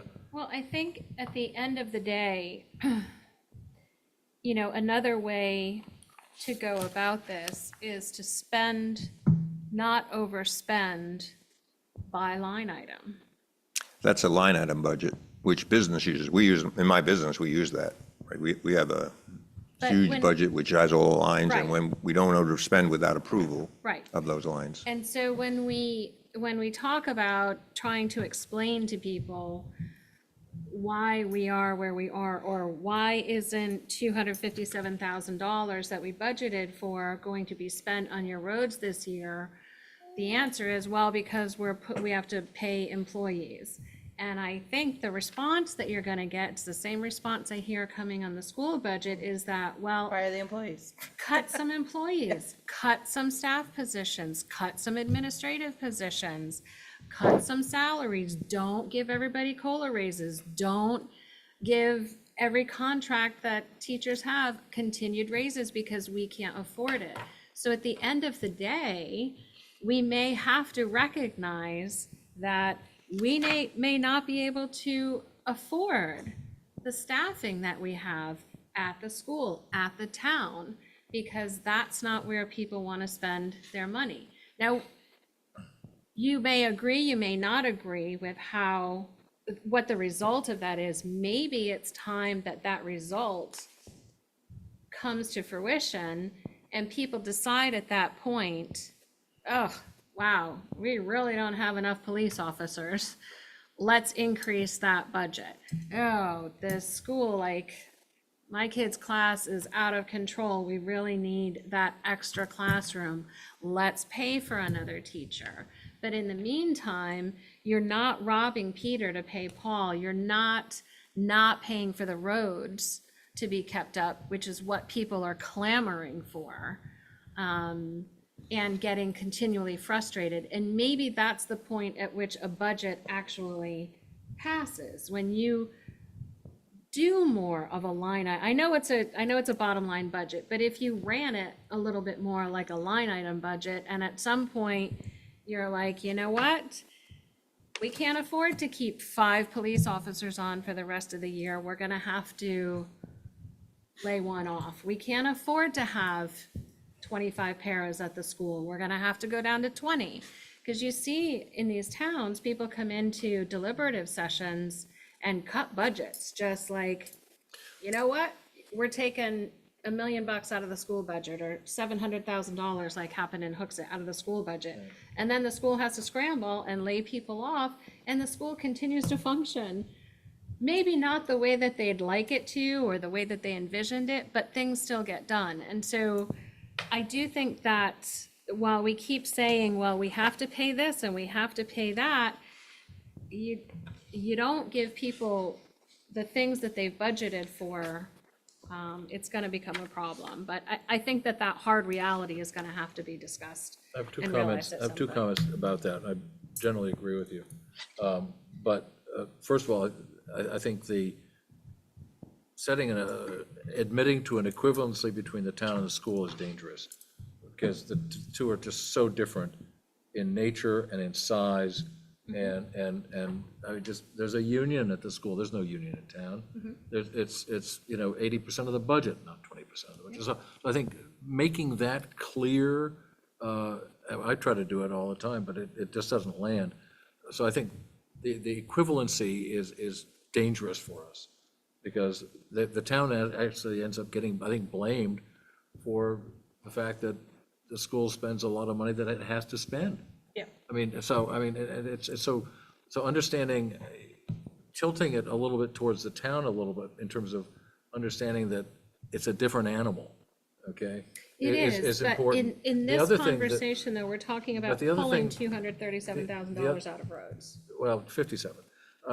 But the point that you're really making, I think, is that there's got to be management. There's got to be absolutely close management.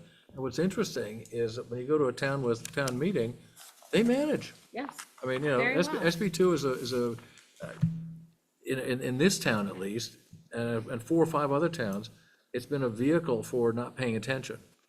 And in town meeting towns, you got to show up. It may not be perfect, but they pass budgets a lot. But they don't. Well, We get more participation now from citizens in town than we did when we went down to the school and sat there for 6 hours. They show up and vote, but guess what? Necessarily informed. Yeah, so I think it's, But we still get more participation, so voters, I've never actually done a deep dive on it. well, I have. A lot of town meeting days were 300. Well, yeah, the numbers are one thing, but the vast majority of SB2 towns get budgets passed. So I'm not blaming SB2, but I think the Achilles heel of SB2 is when you go to a convenience method of voting in a rural town, you know, it's going to be a lot easier to just not pay attention, which is the issue that we have, is not a lot of people are paying, I think, who was it that said that, we're getting more people engaged, you know? It's very difficult. And that's a problem no matter what you do. I mean, all they have to do now is show up one day and vote. Yeah. And only half of them do that. And how well do they understand what we're talking about? I feel the need to defend the taxpayer and the parent, because I've encountered this at the school board level as well. I don't like saying people are uninformed, because I don't think that they're always uninformed. I think people are sending us a very clear message on what they are and are not willing to spend. And on what? So you present a budget, right? They're like, this is your default budget.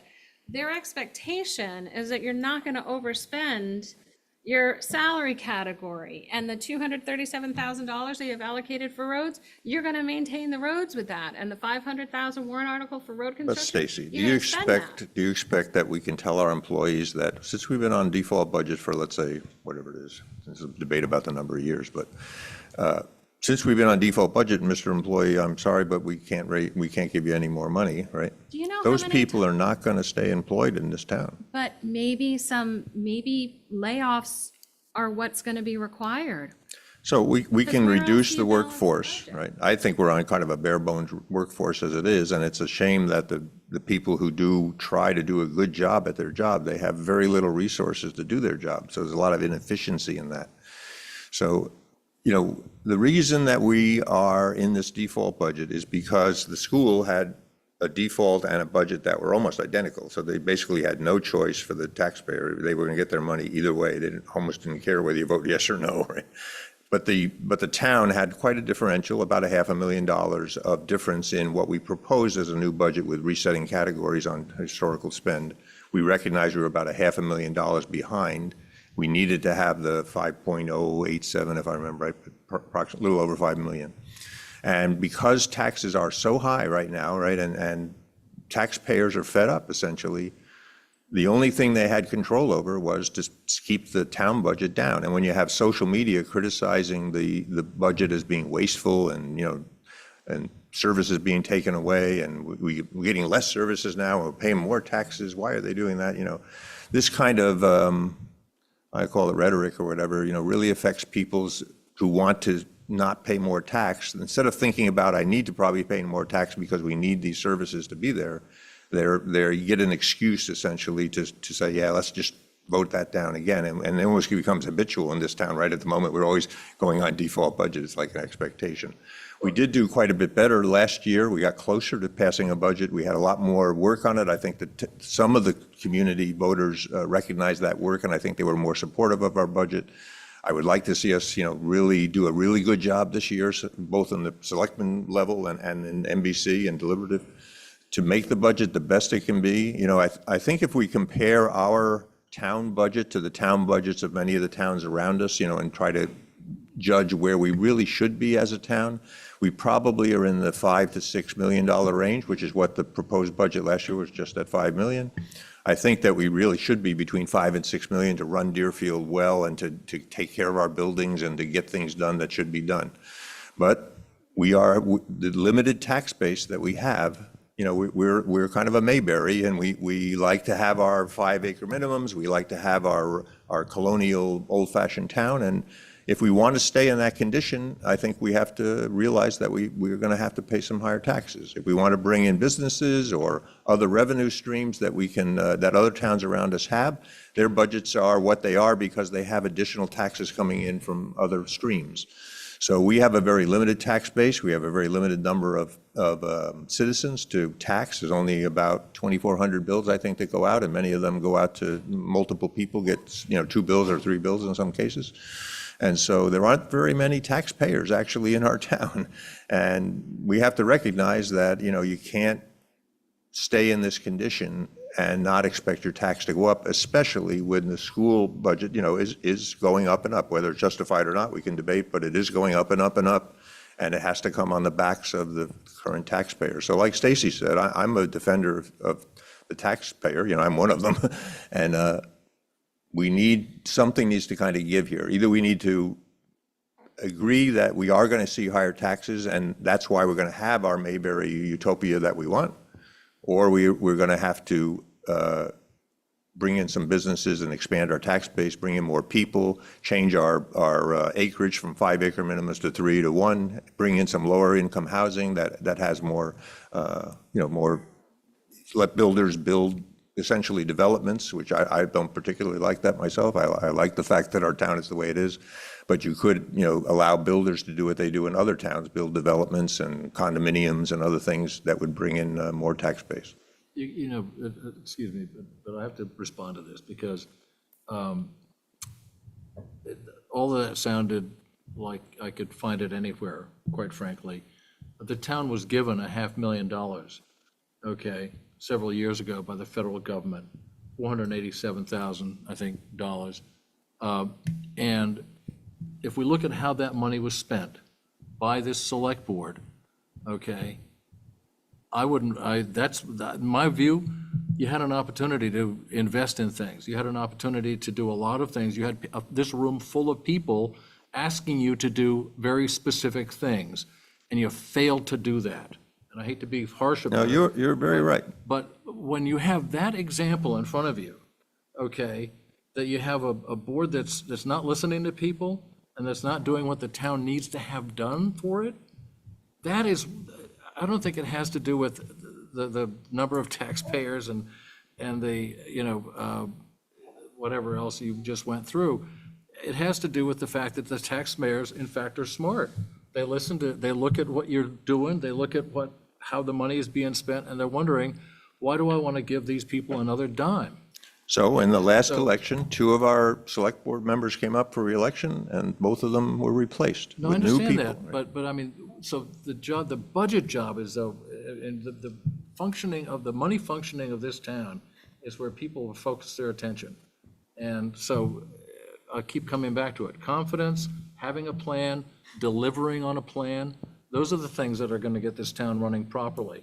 It's not going to be, bringing in developers, So we got all that stuff happening. when but- we talk about delivering on a plan, we're talking about a line item budget essentially. Spend what you said you were gonna spend, don't overspend it, and don't underspend it. Don't move it all around. And I get that that's the kind of budget that we have, but I think that's where people lose confidence. So I think, But if we passed a how do budget, you move from one to the other? Right. That's if the we real had passed the challenge. budget, we could take that approach, Stacy, and say, we have now set the categories, the lines to where we think they should be, and we're going to manage those lines, right? But when you get a default budget and you're already $100,000, you can't, you're going to be $100,000 on solid waste disposal, right? You cannot just hold us to that and say, Well, stop disposing of trash. We have to dispose of trash. Well, yes, but we eliminated the C&D dumpster. That was something that was unnecessary. And what would we do in our businesses, Will? We'd lay off staff. If you don't have enough money in your salary line to pay your employees, you gotta cut your staff. Well, but if your budget, your line item budget, right, in our businesses, if we didn't have enough money to pay the employees, wouldn't we first look to other money in the budget that we would say, okay, Mr. Procurement Manager, don't spend on a new software program because we need the money for the other area. We're not doing so well, so we don't have enough money to support the budget, so we'll move things from other areas. So even having a line item budget doesn't mean you only spend what you have. You make decisions along the way as the budget develops and as business develops, and you make adjustments, and eventually, of course, if you really run out of money and there is no more place to go, you would then consider Right, laying but off staff, which when is your we- biggest part of your budget, your staff and When we benefits. keep pulling money from other places, you end up with a road situation like we have now. So year after year after year, we pull money from that budget because we can't afford to spend it there and we're gonna pay salaries and benefits with it. And then you end up with roads that are unpassable. So that can't continue. So at some point, your hand is forced. Yeah, I'd like to keep all my staff on, but I just can't afford it because I have to replace my floor. I have to pave these roads or it's gonna cave in. There's a point at which it's a critical mass, and it feels to me like we're approaching that point. I think you did a brilliant job with the budget last year and presenting it. I think it was refreshing, and, I think you got really close to getting the town budget passed. And hopefully with that kind of focus on it, and explanation and discussion of where we're at. But I do think that pointing out, like tonight, learning, this is the first time I'm hearing that we're not spending that 237,000. 57,000. 57, sorry, 257,000. Come on. 257, and we're not spending the 16. That was part of the plan that was presented to the board at the first meeting. Yeah, it was, Okay, It's so I mean, they My have bad. discussed that okay. openly. for several months. And I guess to your point is that if the voters need confidence in a plan and being executed, if the messaging that the employees here, it is a small staff, it's a skeleton staff, they all work hard. They're respected people. And when the messaging that they continually hear is that cut staff, cut staff, cut staff, that is also why we can't recruit. That is why you have had an interim road agent for 3 years, and it's been posted for 3 years, and I have 0 applications. That messaging it all goes together. So if you want to get out of this hole and you want to change the reputation, we all have to work together to do that. But the messaging has to be a positive one. It has to be all us working together to move in that direction. And when the messaging is always to knock down the employees that are struggling also, they all have families to pay for. They all have taxes to pay and bills to pay, and most of them are residents in this same community, right? So it's not necessarily about cutting taxes, it's about creating tax stability, creating a stable tax rate, because that's what people are fearing, right? You had a big jump a few years ago, and that's what people remember. They don't remember any of the consistency after that or the changes that have been made after that, Especially within the right? last, So it's, Yeah, last 2 2 years. right, so but it's getting think that that's the message, like, problem how do we create a right stable tax rate? How do we create those plans and that solid foundation where you can plan for that future and incrementally put away money so that you can have those things, those roads, replace the trucks, continue your payroll costs, right? And be able to absorb some of those state increases that are continually being passed down. Right? So you It's gotta- getting you gotta- those you- messages You out. gotta, agree. you gotta have a plan, you gotta have CIP, And you have to follow through with you have to the plan, follow through right? with all that It's stuff. no Could I- good to pay could for I- a plan and then can I not use it. interject something real quick? Because I think what Karen said just now was very important. Having a stable tax rate is very important. And we had that for a while. The hit that we experienced was not because our tax liability increased. The hit we experienced was because our budget was being offset by other monies which stopped coming in. So now we're scrambling to make up the difference. That's what's hurting us. Well, and Our, whether it's wherever we were spending the money and wherever the money was coming in from, we looked at our tax rate and said, this is what we have, this is what we're spending. And maybe I'm not saying this right, but we had a substantial jump, not because our tax liability increased, because what was offsetting that number went away. And that's happening in all the towns Right, around. Right. exactly. It happened Yes. across Not the a- state, happened across the country. Right. So it's not, it was not a problem of,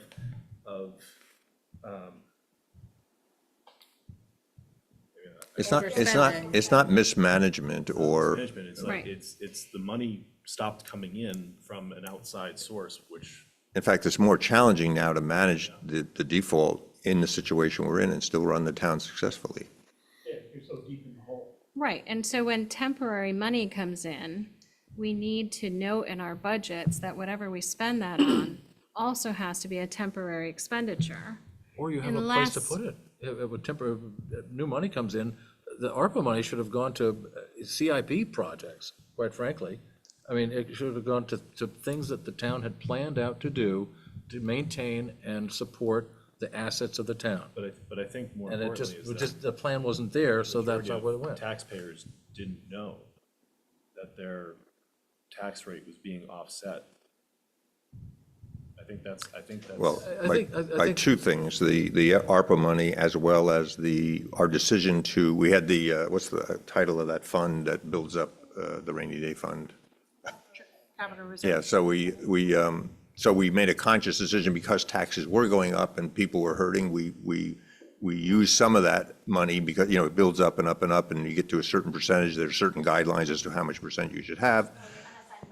Unassigned fund balance, that's what it is, yeah. And so we made a decision, because taxes were going up, to try to hold taxes there by using some of that extra money that had built up the rainy day fund, right? And so, and that then, the next year, there was even a bigger increase, and we had already brought that unassigned fund balance down, so there was a kind of a shocking amount, right? And people, rather than saying, oh, well, you held my taxes down last time, I'm grateful for that, they just see, wow, look at the big increase now, So it's human nature. We understand the response to that. There was, I'm sorry, but if the town had had a plan for maintaining its assets and providing for them, those issues would not have occurred. You would have said, there was an increase, but guess what?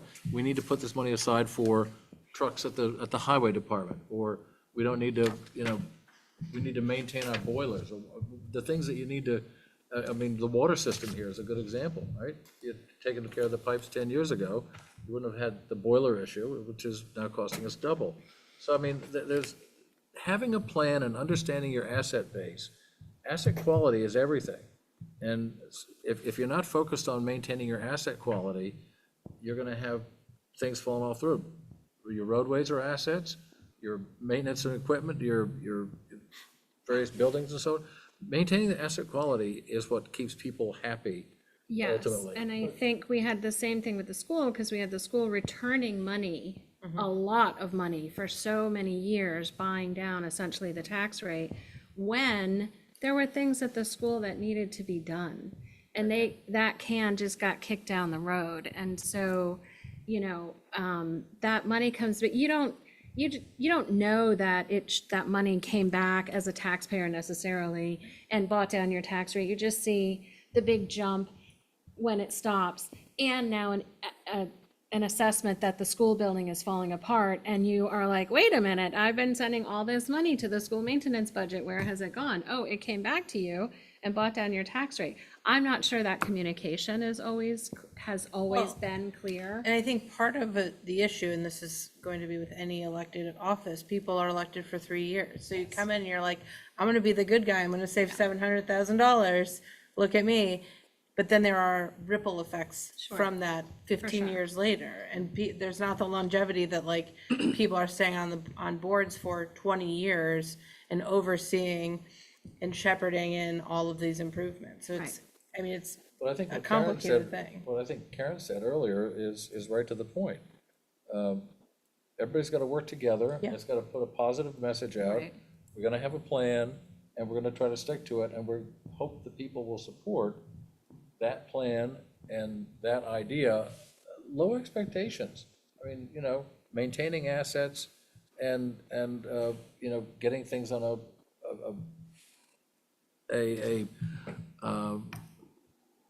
Stable tax rates. A stable tax, I'm sorry, a non-volatile tax thing. I think that, those are the elements that I think will be successful in getting people to think, okay, well, we'll give these people a chance. Yeah, and 'Cause that's- please, I want to say, don't mistake my comments as criticism of employees at all, because it's nothing of the kind. I'm not talking about people, dedication, anything like that. I'm looking at hard numbers. That's all. I'm looking at line items that are overspent. Well, that's always I'm the looking biggest at- category, and it's Right, always of the course. easiest thing for people to say. But And like I'm- the town here, I don't know that you could cut an employee and still have the town function and get all the things done that need to get done. Not like there's We've extra already employees combined to many cut. jobs together in one person, trying to get them to But save whether the money. people know that, or whether people see that, or whether people know people who work in this building who can attest to that. So our job is, I think, is more than, at least the selectman's job, is more than just preparing a budget. It's selling the budget to Yeah, the sure. people and explaining and that, right? So, and I think we're getting better at that. I feel personally that the board is better now than it has been in the past. We're communicating better with the public. I think the public is gaining credibility with the board, and I think that, I expect to have a passed budget finally that allows us not to have to play such a shell game with the bottom line thing. I don't like that personally myself, because it's not my habit in my business. Right, look, one of your people are really your biggest asset in any business. And that includes at the town and at the school. The COLA increases keep getting passed.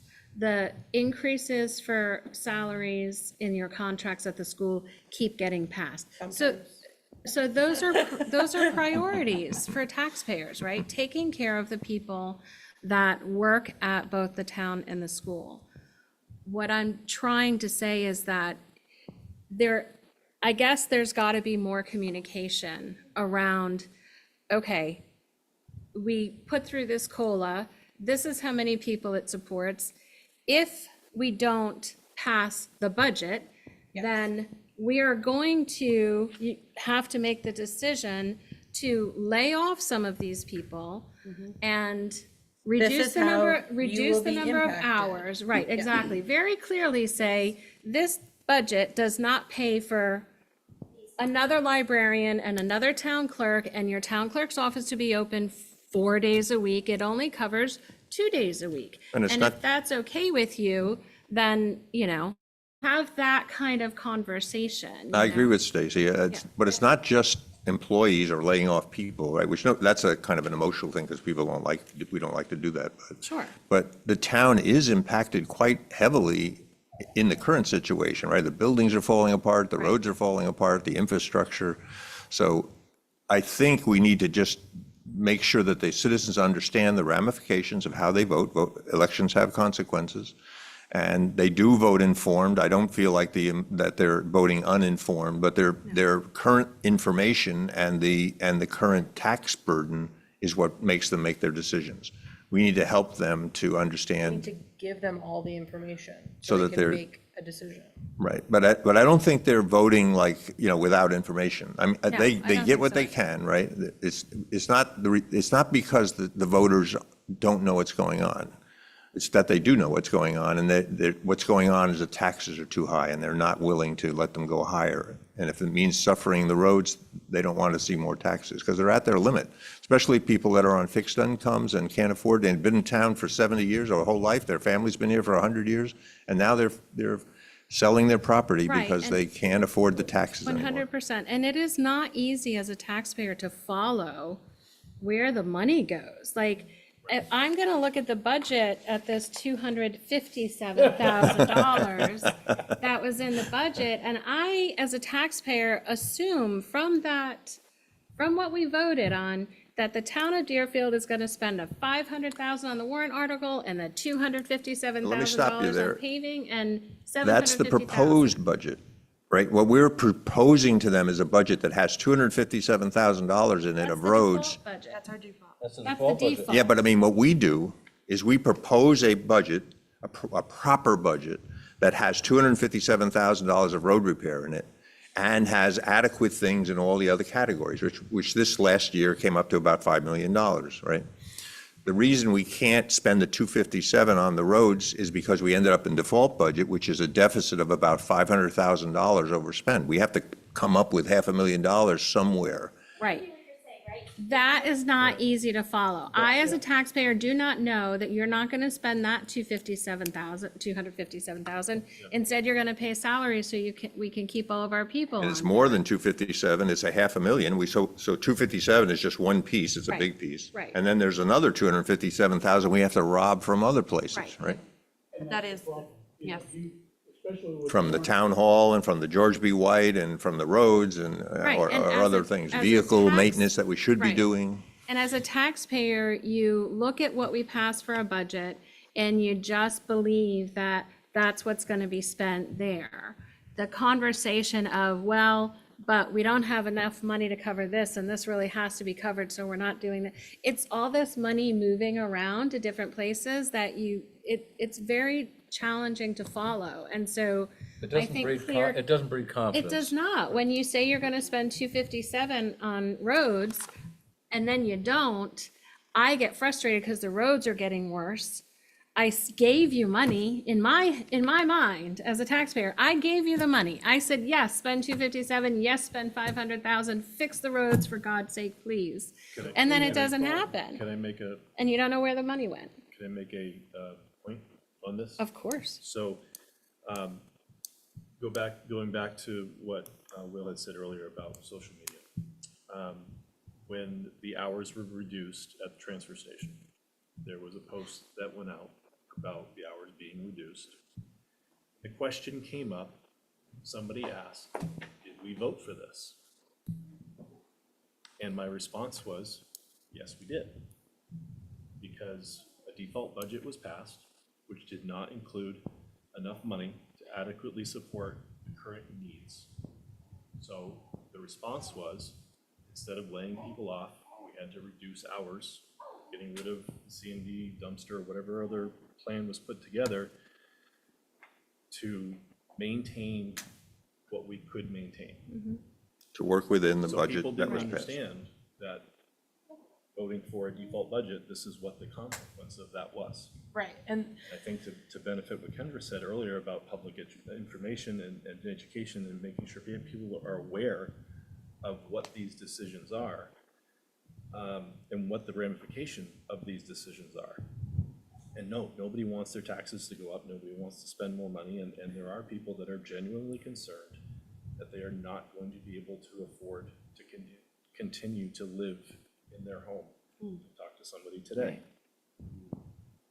As a town employee, their taxes went up, they're very concerned about whether or not they can continue. Excuse me for one moment. Yep. So I agree, I think it's about education about what this current situation is with our budget, and that we don't have enough money to continue because we're continually cutting our budget, proposed budget, because we don't want our tax to increase. The reality is it's gonna go up a little bit, but for some people, because of the money that was coming in to offset the operating budget, it increased a lot. I think my bill went up over the last 2 years, has gone up almost $3,000. That's significant. And it's not only that, the cost of living has gone through the roof. We Yeah. are 5 years post-COVID. Yep. We've lost funds due to COVID money, these are all factors that are playing here. People are weighing this. The cost of living's through the roof. I mean, it's not even I get just it. taxes. Get it? So I'm we've got experiencing to it. I'm try, living it. yeah, and I think allowing people, the satisfaction that we understand you're struggling, because everybody's struggling, but they see we have to take care of our town employees. They're coming first, our school employees are coming first, everybody is getting their raises. We've got other people struggling that aren't making ends meet, and they still have taxes to pay, they're having to move out. So there's a huge disconnect there. There's a huge disconnect there. That's very hard to get through to people. And there's a disconnect in the fact that people, when they go to the ballot box, really Yes. only have two choices. That's it. And so they can't always signal to us what they want. So why not jump on your idea and why not tell them? you know, if you want the dump to be open 3 days a week, it's gonna cost that. If you want it to be open 1 day a week, it's gonna cost that. And that 1 day stays in your budget, and the other 2 days go into a warrant article. And we do that all over town government. You get your budget down to where you can pass a budget and reset, because you're just so far in the hole, you're not gonna pass a budget. And so, you know, it resets that, and it gives the people a voice. You know, if they say, well, we like having the dump open 3 days a week, they can vote on the warrant article, and they can't complain about the fact that we're spending money.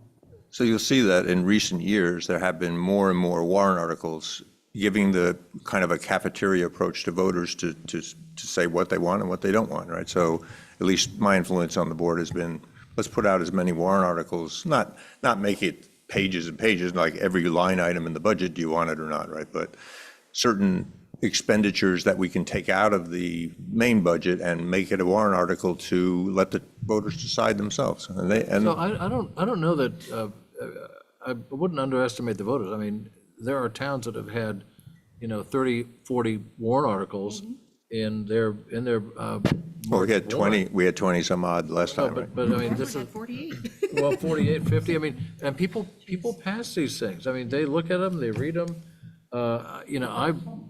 Well, That's the Well, good we thing. are seeing we're seeing COLA raises go through. We're seeing road maintenance go through. I mean, we are passing these warrant articles, so. But remember one thing, which is that in a warrant article, yes means yes, and no means no, right? So if we say, let's take the highway budget and just put it on a warrant article, if they vote no, because they're upset about the size of their tax bill, you can remind them in January.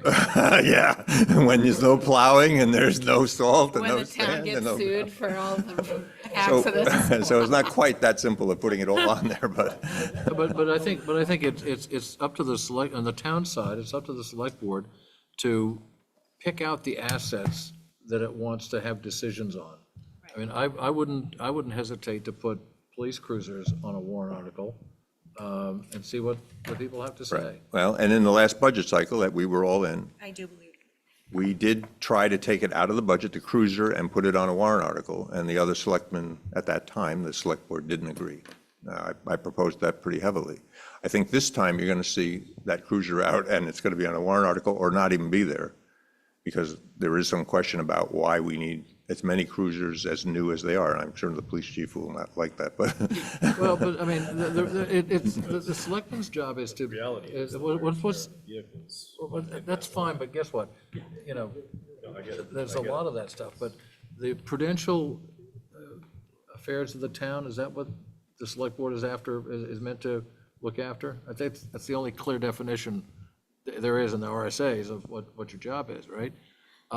I would say that asset quality, not to repeat myself, but, but have the people help you on that, okay? Legislative body is not, it just isn't dumb. They don't need two choices, they need a lot of choices, it seems to me. And they can help you with figuring out where they want their asset quality. And it's not a good choice to present to voters, do you want your roads blocked, or are you? You're not gonna pass it. Yeah. It's fair to ask the voter, We could have a $2 million budget and have all those decisions made out in the warrant articles, but I right? mean, it's fair to ask the town, do you want a smaller police force that doesn't cover you as often? Do you want a library that maybe isn't open as often? Or, And let them make that choice. yeah, and we can, For these things, and then they have no complaints, they had a choice, and they choose this. yeah, I agree with you, Tom. And sometimes we can put out a warrant article that's an advisory warrant article. And what that means is, it's not binding that we're going to do something. It's just the voters giving advice to the select board about their opinion about something, As an advisory do we feel that we have enough police or do we want more? Yes or no, those kind of things, and it's advisory, so. But those kinds of things, I mean, a good example there is the fire department. Fire department wanted to put out an advisory on whether we want to be in the ambulance business. And the town said, no, we don't want to be. I think the fire chief did a great job. He went out and got what I think the town was after, which was higher quality care through another service, through the ALS service, right? And so you're more likely to get better care at your doorstep. You're not going to get the Mayo Clinic, but you're going to get somebody who's more qualified to deliver and keep you on the path to getting to the hospital, which is what the whole point of that process is, right? Am I wrong, Josh, on that? Well, I think my understanding on that particular situation was that they wanted to get a different vehicle to help provide that service with the personnel that they had. In the event that the contracted ambulance service was not able or capable of maintaining their current commitment. I'm sure most people remember the discussion, and that it's, at this point, I think is water under the bridge, because if we need to provide that service ourselves now, we're gonna wait 3 to 4 years before we have that vehicle. Even if we voted on it today, it'll be 3 to 4 years before that vehicle shows up at our doorstep. Whether or not we use those money as appropriately 2 years ago, if there's consequences.